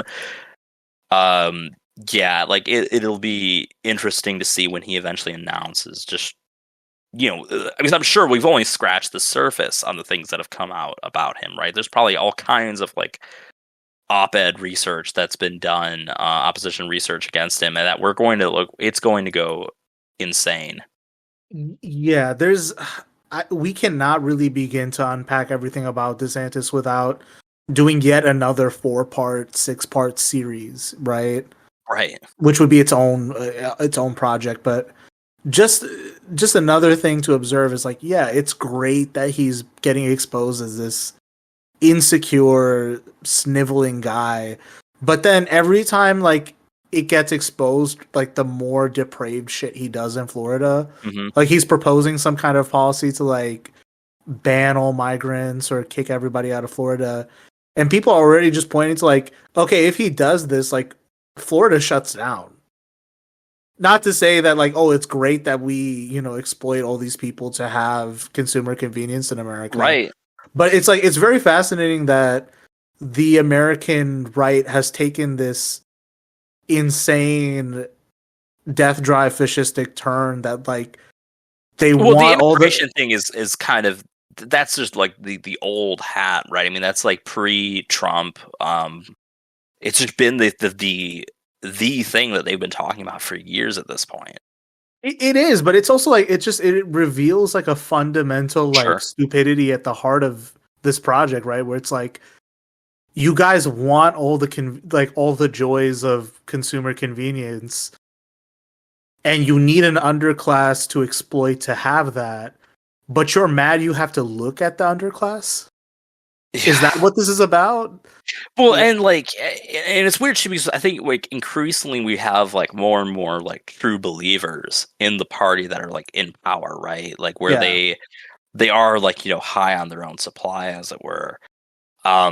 Whereas before, I think, it was like, it was convenient to exploit these groups both as the underclass servants, if you will, but also like as like these convenient scapegoats to explain, all of your economic woes are actually the fault of, migrants, and people who have a slightly darker skin tone than you. They're all, Lucifer in the flesh, as it were. And all that is, so it's like, you have like this weird transition of that over time. But yeah, I mean, it's like like as you said, there's so much to delve into just in terms of like the policy choices of this man. He is the golden goose of neuroses to diagnose and observe. Sure. In the right wing mindset, that's all I can really say conclusively. With regards to everyone else who we know for sure is declared, I've said everything I've had to say about Nikki Haley. When I talked about Bobby Jindal, I don't need to repeat it. Everything still stands. Asa Hutchinson, people don't even remember who that is. Yeah, I mean, and one of the thing is too, it's interesting because there's like this push for like this anti-Trump candidate, and like, who is that? At this point, like the Trump phenomenon, like, okay, whether or not Trump wins in 2024, he's fundamentally repainted the brand. Like everyone has to have a riff or a response to it in some way. So the damage has been done by Trump. I don't know if Hutchinson is going to find that pre-2016 lane and ride it out to 2020. I really don't think that's going to happen. I mean, he's the closest I could think to like an anti-Trump candidate. Because like, I mean, like there was a push for like Pence to be it, but like Pence, like, if there's like on the debate stage, someone's going to ask like straight up, like, how do you feel about, wanting to be assassinated on, the fact that, Trump wanted you basically killed by his supporters. And he'd be like, well, Oh, he's going to fumble the bag on that. He'll be like, well, if the shoes were on the other foot, I totally understand why the president wanted to be killed. And frankly, there are times where I want myself to be killed because of my failures to support, the greatest president we've had of all time. Like, I mean, he's just going to like completely cuckold himself. Pretty much. I don't think there's a better way to describe the Pence mindset at this point. I can't even like begin to understand what his project was, because even if he was like an active VP as part of the Trump project, he would be like working to ratchet up the pro-life movement contradiction even further. But he kind of was just very passive. He was very happy to let Trump do shit on his own. I don't. Well, I mean, the pro-life project was being enhanced already. Like, I mean, what without did his he really hand. need to do? Yeah, Fair like enough. so. Yeah, fair enough. He didn't take much of an active role. So This might even have if been the greatest struggle of our time, according to him. But Jesus, all I can say is like, yeah, with Pence, it's like he is again just like a figurehead. I don't know what he can even say he did as part of his administration as vice president. well, right? he was like in charge of COVID response, but like good. He was so far in the background of it, and like again, it's like a weird thing where it's like they were both they were like completely disastrous, and like people both on the left and right largely agree with that, but for different reasons. Yeah. Good luck having anything to run on, Mike Pence. That's an unenviable position, really. Yeah, 100%. Yeah. I am interested too in seeing the Tim Scott Larry Elder lane. Having two black conservatives in 2024 will be interesting. That is kind of weird because it's like they're usually just like so much of like just this like, not to I mean, I guess just to be blunt, I mean they're usually just there as like that token, like look at the diversity of our party, and they don't.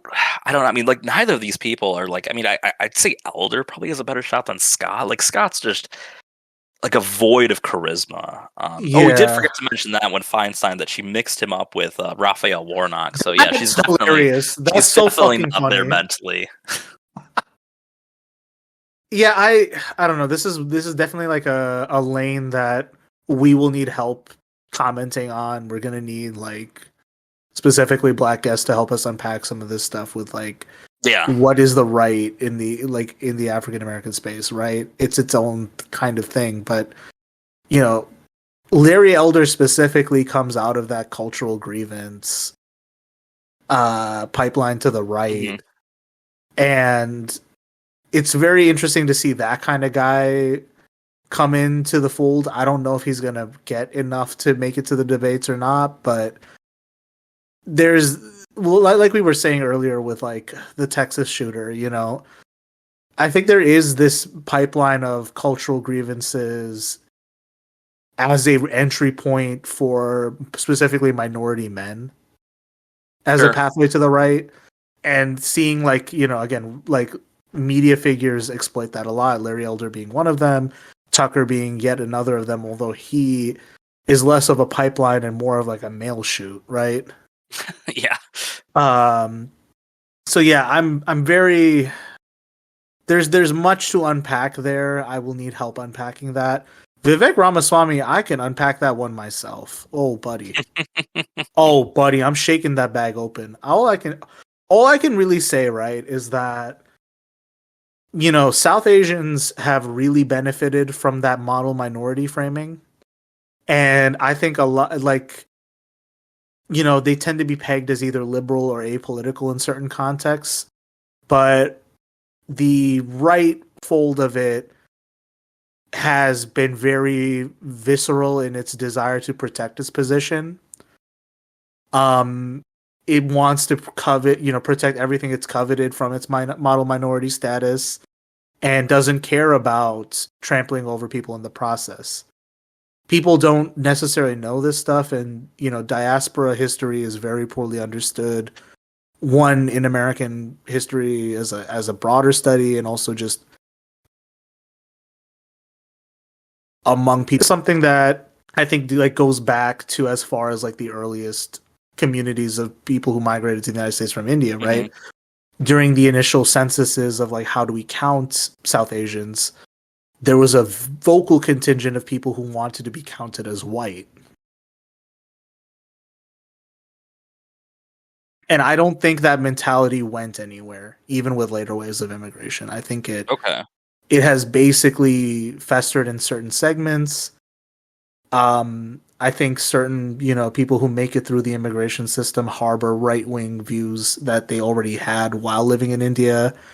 and those map incredibly nicely to the American context. The Mm. BJP mindset, I'm telling you, they've got like 25 secret spices they add to the American conservatism mix. It's amazing. It's amazing what they've done with it. Look, I'm gonna tell you, I'm gonna say this for the listeners, right?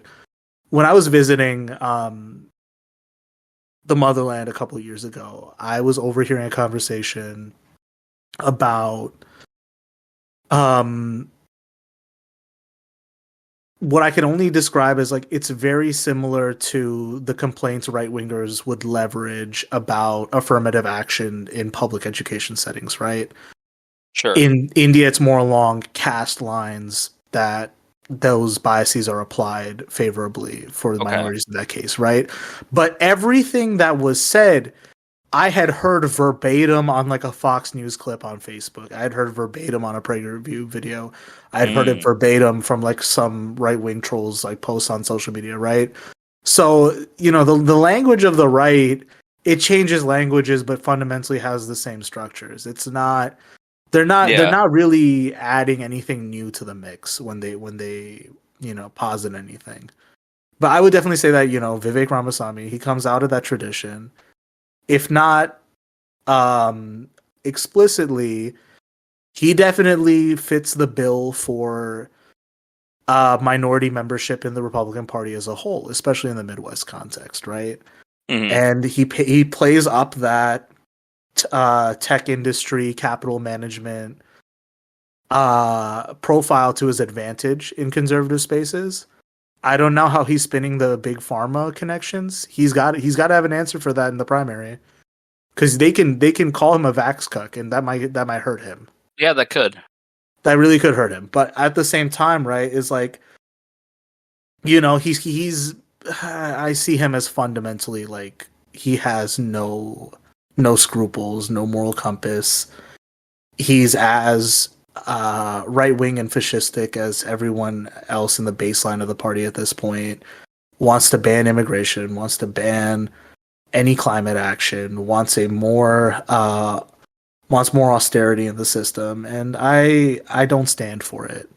The Indian diaspora stays taking L's in the United States, and it's going to continue to do that when Vivek Ramaswamy is the best it has to offer in a primary of all things. I don't think the model minority framework benefited South Asians in the United States. I think it only increases reactionary thinking, and Vivek Ramaswamy is the natural fucking outcome of that. That's my final fucking take, and I hope he loses. I hope he doesn't make it past Iowa. I hope he remains in obscurity for the rest of his days. I got nothing nice to say. Yeah, I mean, sorry. That summarizes it pretty well, I think.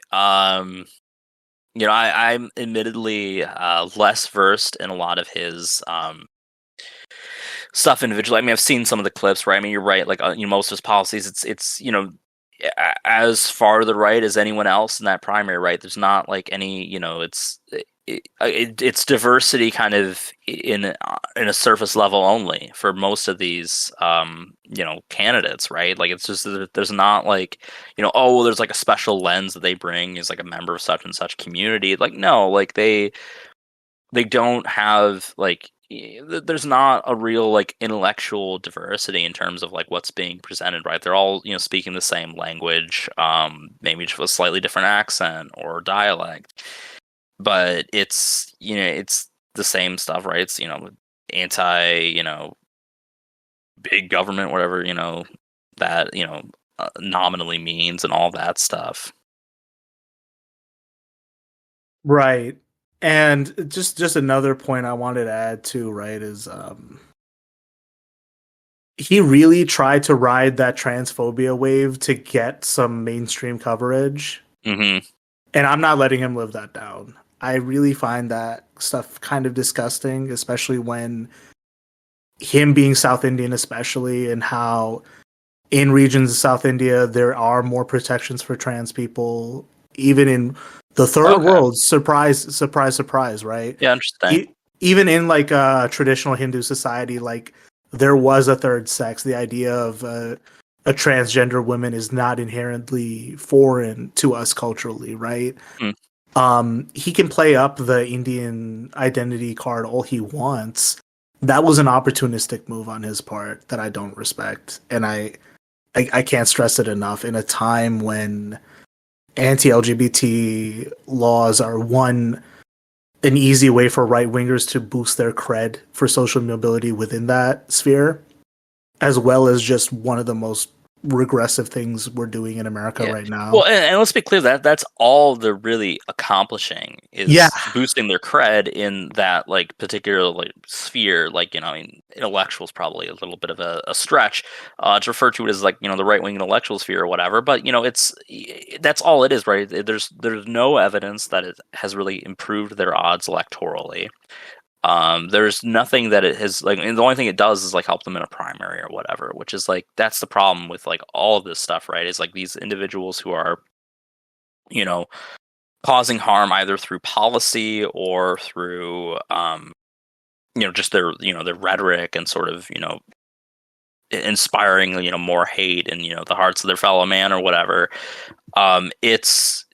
It's all kind of, you know, just for the sake of like, you know, primary success. And like, you know, most of these people will be out before Iowa and it won't change anything, right? That this is just kind of, you know, they shilled out and, you know, maybe to some extent this reflected their own personal views, but like you're going to continue to see them just kind of, you know, continue to spout hate and whatever else to like maintain some form of relevancy in that right wing sphere. Yeah, before these things used to be like mere shibboleths to pass a certain litmus test. Now they are full on. Now it is a full on marker of belief that they are prepared, you know, to no end to cause as much wanton harm as they can. And yeah, you know, as funny as another Trump run will be, I don't really like where the American right is heading. I never liked where it was heading to begin with. But especially these days, it's not fun. 100%. To that end as well, we would be remiss not to bring up Joe Lieberman's involvement in the No Labels campaign. Yeah, so No Labels is this bipartisan group that's been around for forever, basically. Now, however, they feel compelled for God knows why. Apparently, it's only been around since 2010. It feels like it's been around forever, though. That's still, I mean, 13 years. But for whatever reason, they decided that they want to field a presidential candidate. Right, and this is, you know, what we would typically call like a, you know, the idea of this candidate would typically be like a spoiler candidate, right? Which is someone who's going to kind of, you know, they have no shot at winning. They're there to just, you know, sort of cost the election for one side or the other. So they, you know, so the big push, right, is this going to contribute to, you know, 4 more years of Trump. Lieberman claims it's not their goal.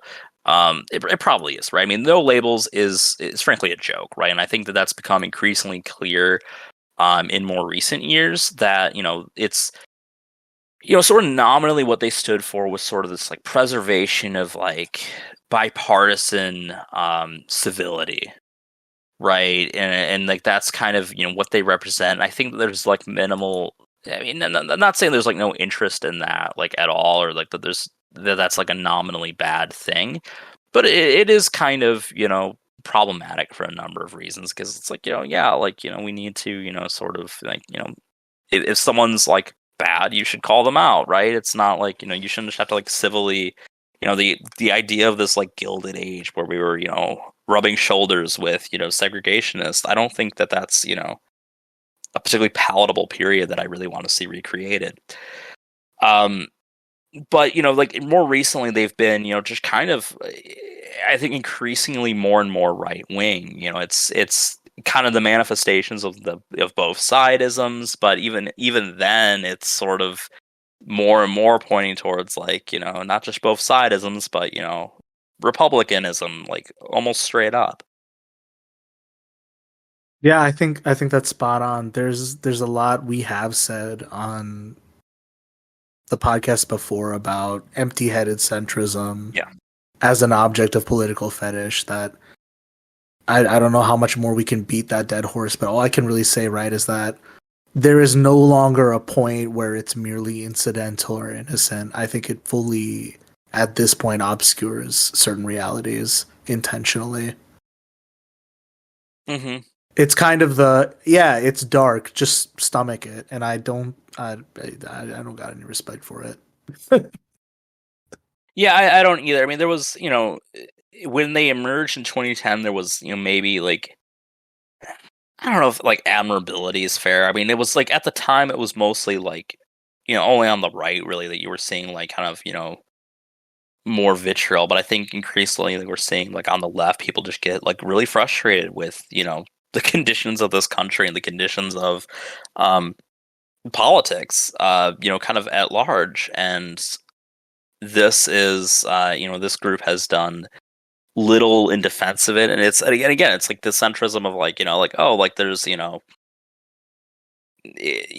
Republican who is like, pseudo pro-choice in the sense that they like will vote pro-life most of the time, but they are like personally pro-choice. Is like sort of their ideal candidate, right? It's like these weird mismatches. Someone like a Joe Manchin, and let's face it, right? I mean, Joe Lieberman is the proto Joe Manchin, probably, even worse than Joe Manchin, which is, kind of hard to believe, but, just someone who has had, kind of like repeated negative consequences on American politics, right? He was a senator for a long time, nearly single-handedly killed the public option for the Affordable Care Act.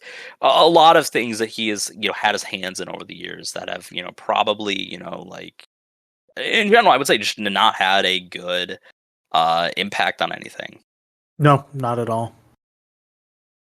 And once again, I wonder what kind of horse trading he stands to benefit from in this, but it does not bode well. 100%. Okay, so we've been at this for 2 hours. What do you say we take like a quick break and then we can finish out strong? Oh, sure, sounds good. All right, we'll take a 2-minute break. Be right back.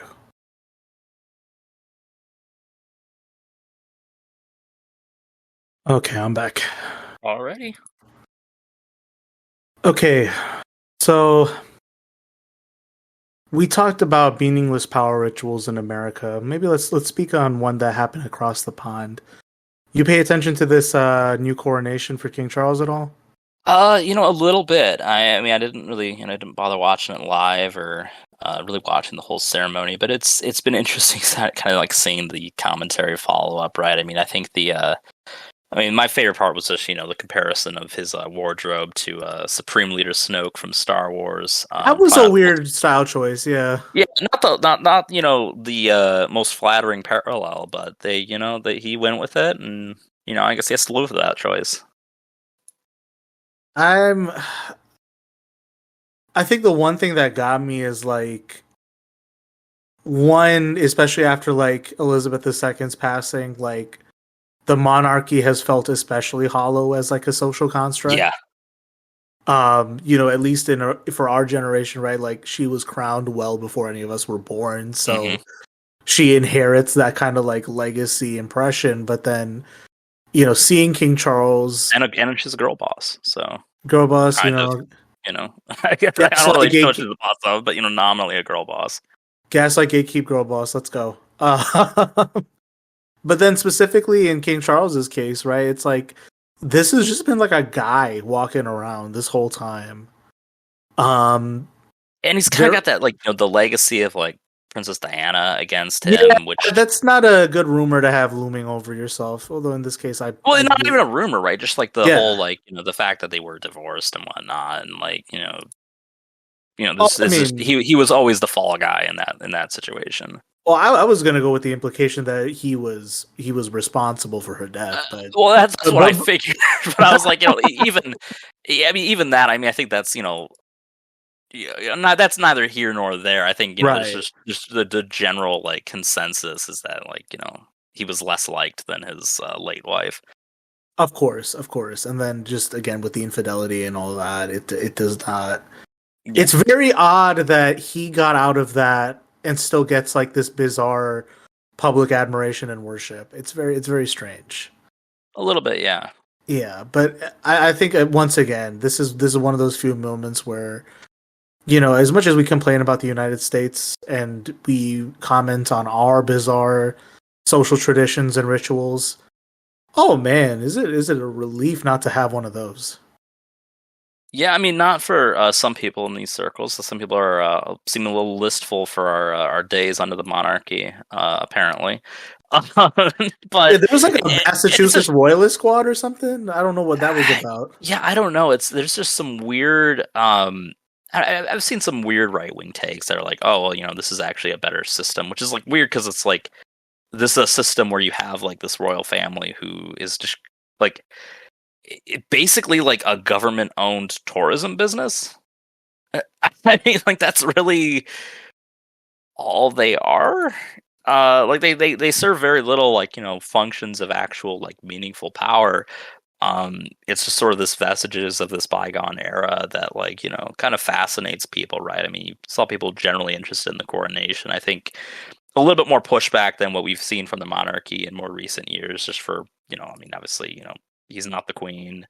Um, there's a little bit of pushback as well due to all the stuff with Prince Harry and Meghan Markle as well, where there's just kind of like this sort of renewed anti-monarchist fervor. There was some interest in this, just in the sense that it could be the last coronation we see too. Who knows? But Yeah, they'll be on the receiving end of what looks like a recession too. We don't know. Again, mhm. there's a downturn that is ever approaching. We have yet to see. Well, How in their severe. case, they've got everything working against them, right? I mean, here, like we at least have like generally a more robust recovery from the COVID economic strain, Mhm. for lack of a better term. There, I mean, they've got all the Brexit stuff.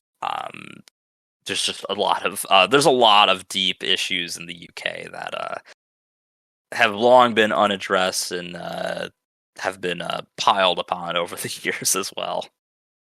Exactly. I don't. All I'm gonna say is like again, I know very little about what goes on in the UK. I defer to others on their commentary for that.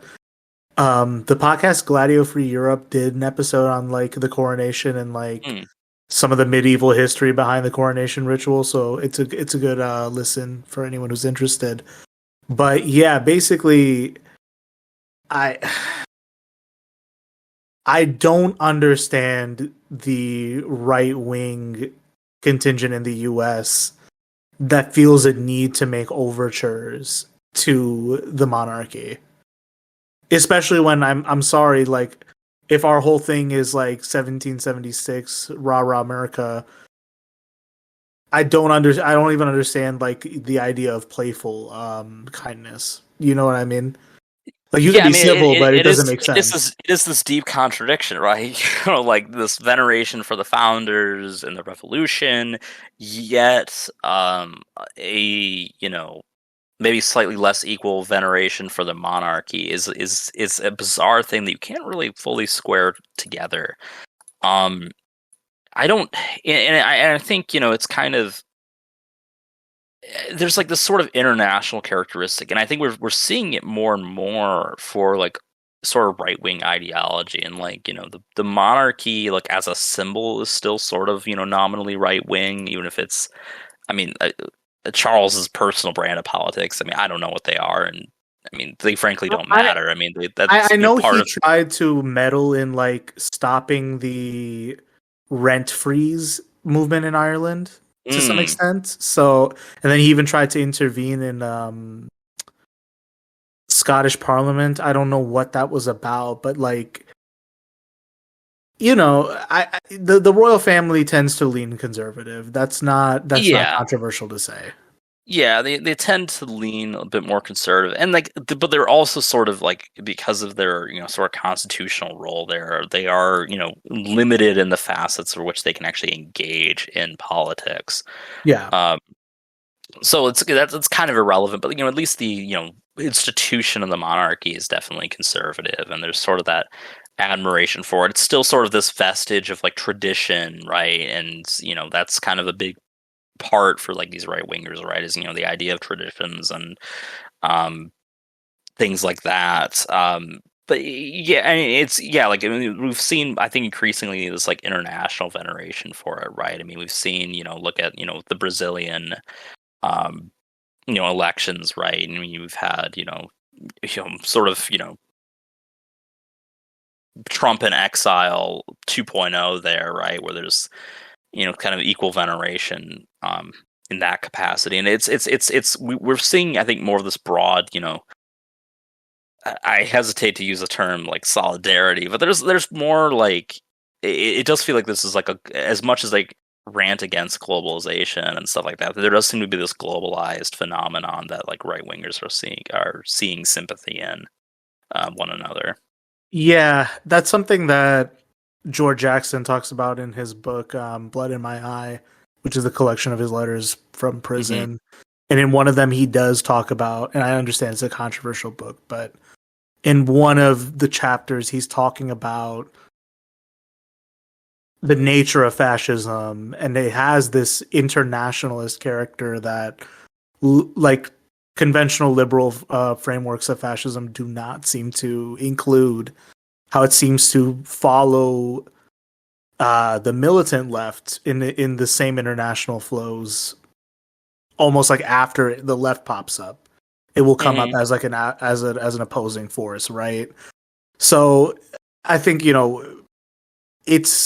may have been different in Jackson's day. The networks and the organizations involved were different, but it's not hard to just see that one in like the alternative right media space, how even for seemingly disparate political movements, there's a bizarre synthesis between like Modi in India, Bolsonaro in Brazil. Yeah.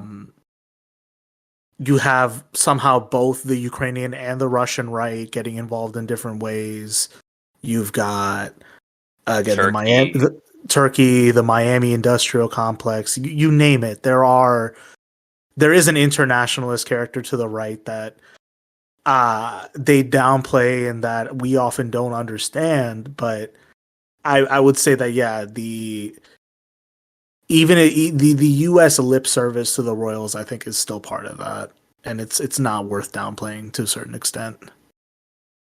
Yeah, I mean, I think it's maybe the least harmful, but you're right. Like, it's sort of like maybe even like a light gateway to get in there. Yeah, because like the all right, like return with a V aesthetics and like these idiotic and ahistorical lenses they have for viewing Western civilization and Western history, or even just having a Western focus on world history, I think plays into that, and the mystique of a royal family plays into those fantasies, I think. Yeah, and I don't necessarily think that like because I'm sure there's plenty of people. I mean, like the monarchy is interesting, right? It's not necessarily Of course. you're not destined to go down this right wing maybe pseudo fascist pathway if you do this. But yeah, it's like kind of the mystique that like these particular individuals have for it is definitely rooted into like a broader political agenda. Oh yeah. And I guess writ large, okay, this is the thing that we planned to discuss when we first conceived this episode. Since we conceived of this episode, this event has somewhat matured and has been digested a bit. Yeah. We wanted to talk about the chokehold death of Jordan Neely on the New York subway a couple weeks ago, and the bizarre cultural referendum we're having on one, when it's okay to be violent, the us versus them mentality we talked about earlier, and more specifically, the fact that no one, especially the right, seems to understand the origins of poverty and homelessness, both in urban settings as well as just more broadly. Mm-hmm. And I think the event of itself is a microcosm of these contradictions being writ large. Yeah, I mean, 100%. And like, I was just looking because I know we had gotten some updates very recently. Right. So and again, this is like kind of repeating that framing, right? This is from The Guardian. Man surrenders to New York authorities for subway chokehold death of Jordan Neely. It does have his name. It's Daniel Penny. And he's facing second-degree manslaughter charges.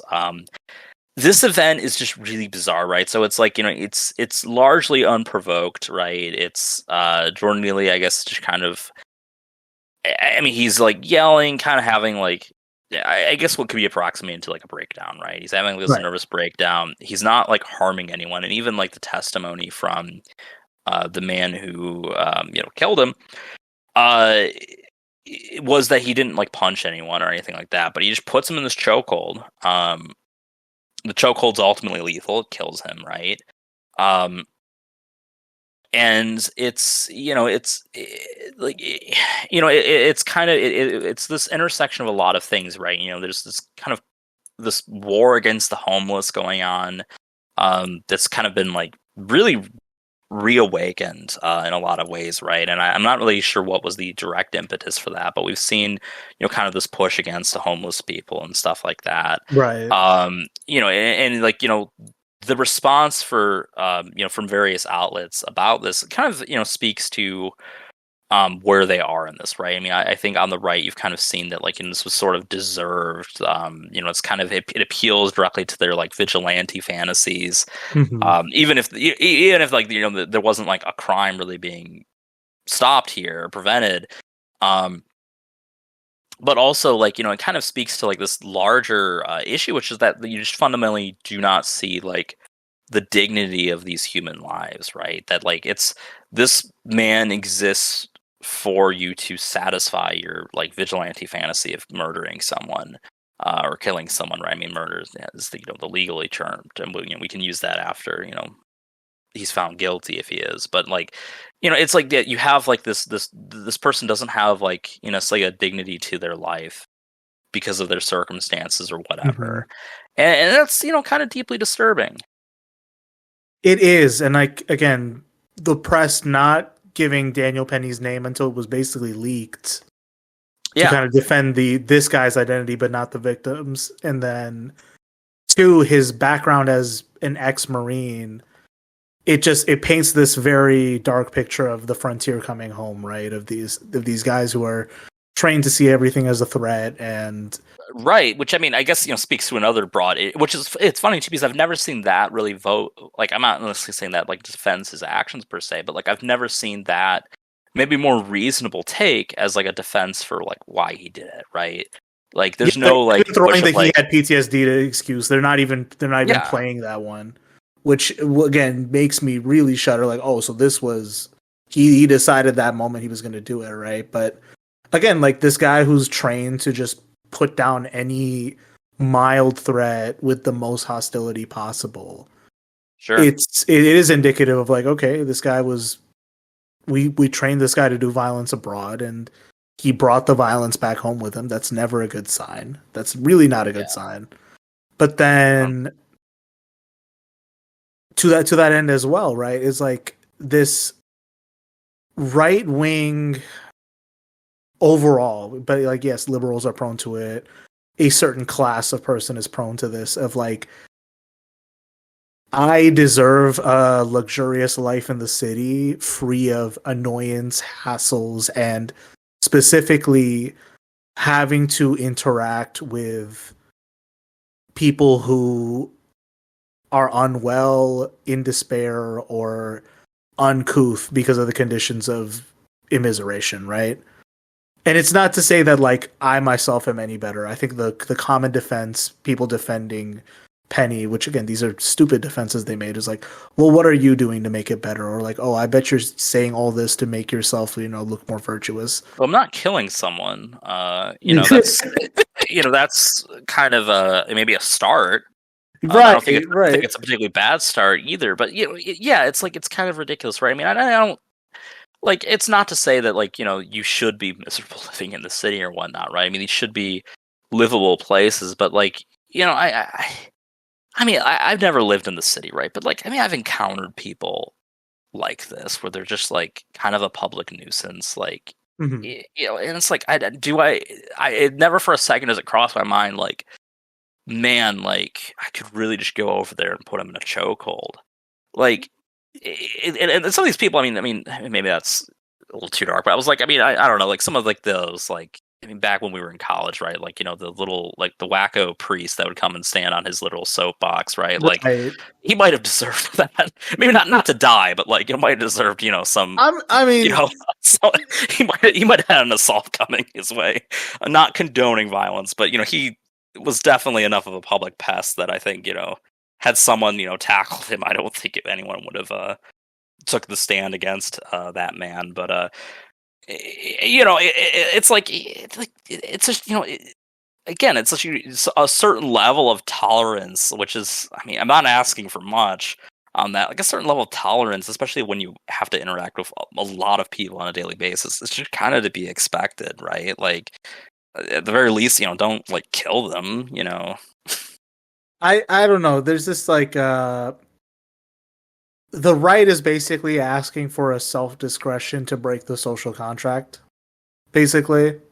Yeah. So whether it's like you had to, you had to deal with the slight annoyance of, an awkward interaction on the subway, or you had to deal with someone like uncouth for like 5 seconds and it's someone you're never going to see again.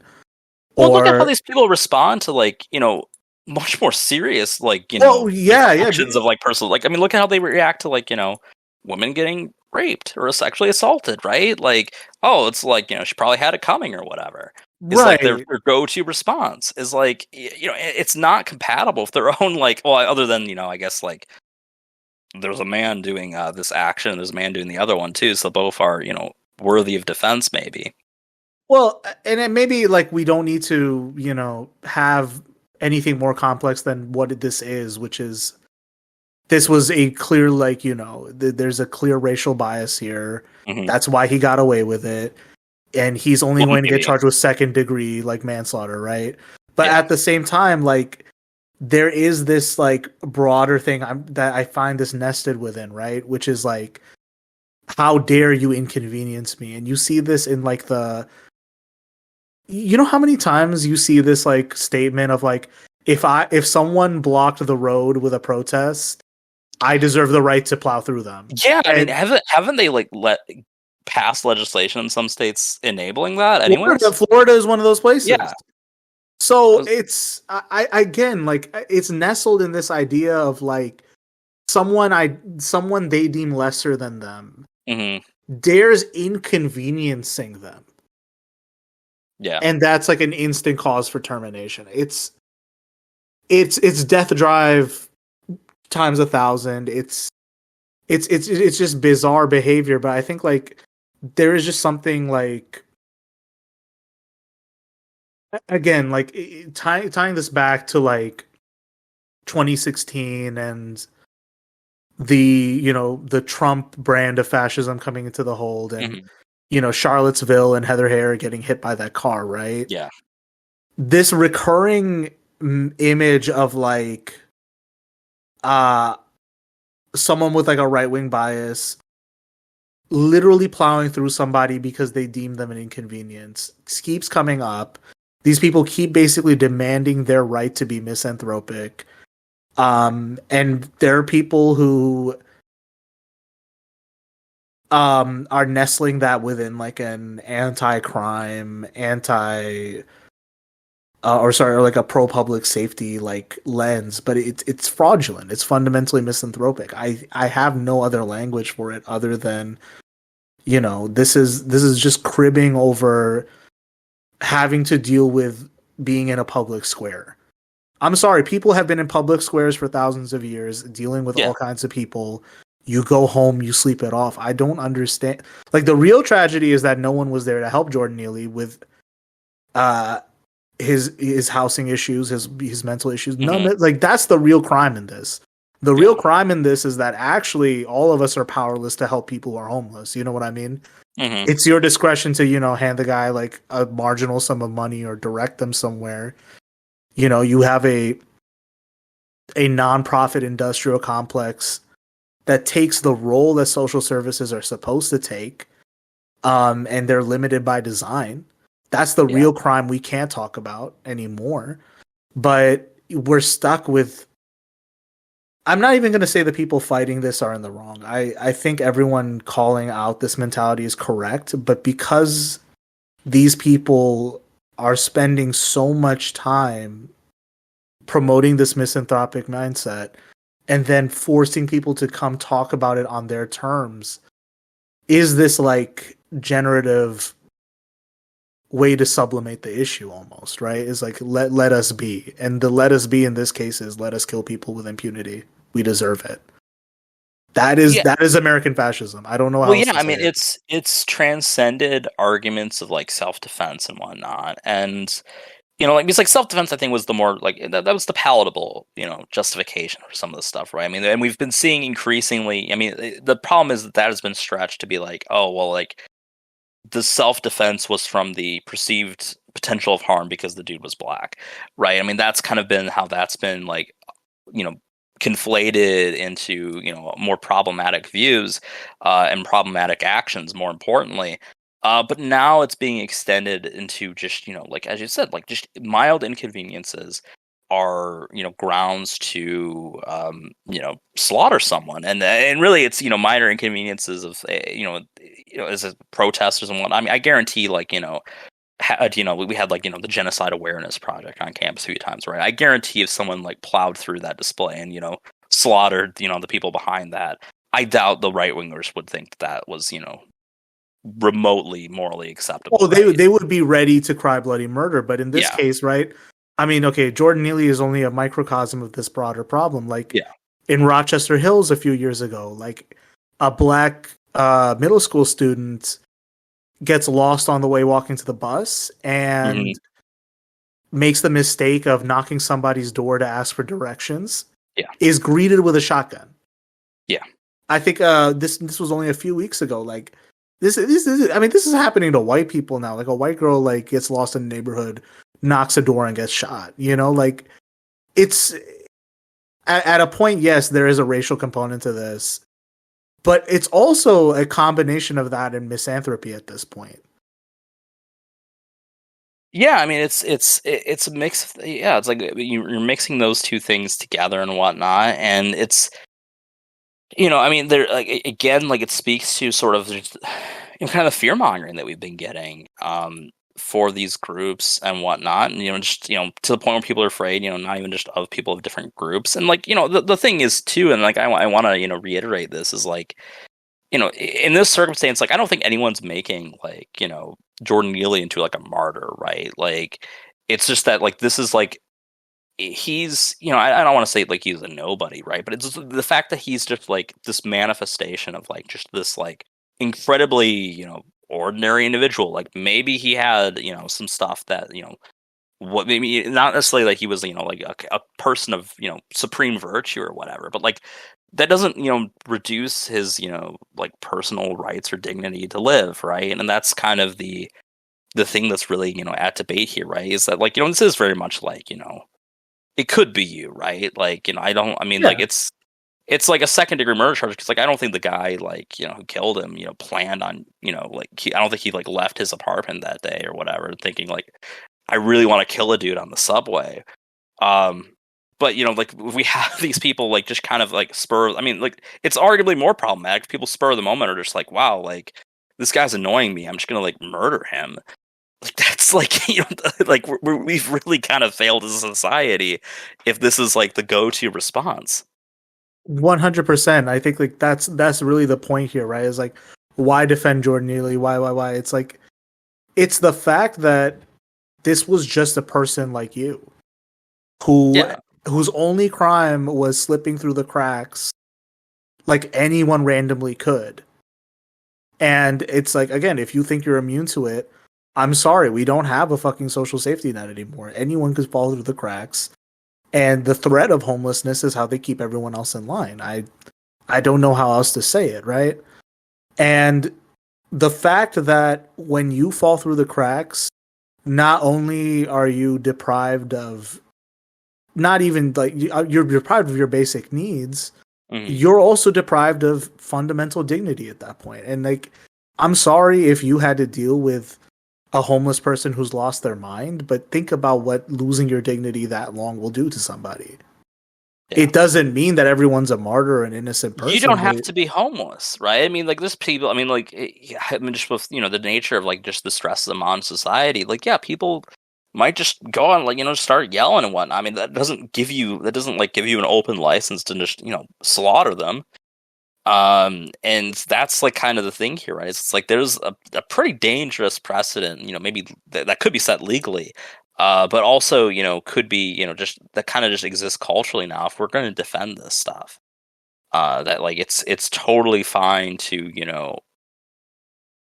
just slaughter someone for whatever inconvenience they've provided you.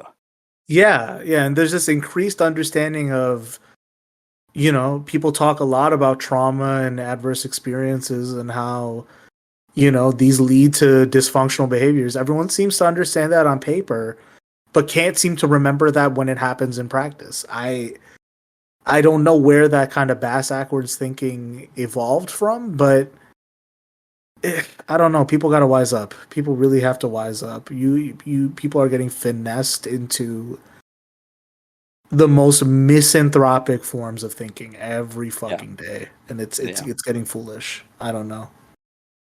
100%. Not to get dour, but like I don't necessarily think it's doom and gloom to talk about all of this. I think this is an exercise in maintaining sanity. Well, and I think too, like there's sort of this idea that like I mean I don't think we've like totally thrown out the just the possibility that we could things could improve, right? It's that like but I think that this is like identifying these key problems to work on as a society is important. Before we succumb to apocalyptic doom and gloom. 100%, 100%. I think like again, it's like the hard conversations are the ones we need to be having. Yeah. In fact, like succumbing to the kind of death drive is like the lazy way out. It is the coward's way out. And I hate to break it to people, but like you share the planet with people. You are not the only fucking person on the planet. You have to live with other people. There's no way around it. Man, that's some shitty news. That's some shit fucking news. I'm sorry you have to hear it, but like that is a sign of maturity. A sign of maturity is learning that you have to coexist with people. And in fact, cooperation is a good thing. In fact, getting to know other people is a good thing. Helping people is a good thing. There's nothing wrong with it, but that's who we're up against. Saying something like that is controversial in our society, and you know what? I'm the opposite. I'm happy to say it. So we covered a lot of ground today. I think we've started our Democalypse 2024 coverage in earnest today. Is there anything else we should probably discuss before we start wrapping this thing up? We've been at it for like 2.5 hours, I'd say.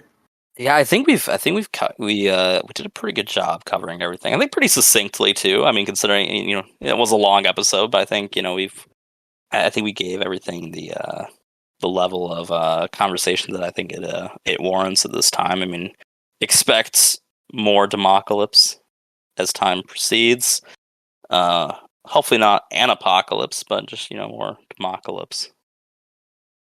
For sure. And again, think about it. The more time that passes between episodes, the longer an episode we have to make for you. It pans out. Yeah, we'll maybe try to work on that, but I mean, it's the summer now, so like I really don't have an excuse for like slow uploads. But Yeah, you fair know, enough. we're working on it. We want to make meaningful content just as much as we want to make consistent content. Plus, I gave everybody 4 episodes. They gotta chill. Yeah, you've been busy. Yeah. So we'll be back again soon. Don't wait up. But this has been another production of Greenhouse Gaslighting. Josh, do you want to plug MonsterPop before we close this thing out? Sure. If you want some, generally less political content, but occasionally it seeps through. MonsterPop podcast. Is something I'm on it. You can follow it on anywhere that you can listen to podcasts, on Twitter, wherever. We mostly cover pro wrestling, but we also do some other stuff here and there. But check us out if you're interested. Check them out. Give them 5 stars on Apple Podcasts. I don't know what the fuck it does, but it helps people with the algorithm. If you were going to give Greenhouse Gaslighting a 5-star rating, give it to MonsterPop instead. You just give it to both. It doesn't, it doesn't Give it cost to anything. both. It's free. It's free. It's a free act. This has been another episode of Greenhouse Gaslighting. I'll have the links to all our social media in the description below. Till next time, we'll see you later. Take care, folks.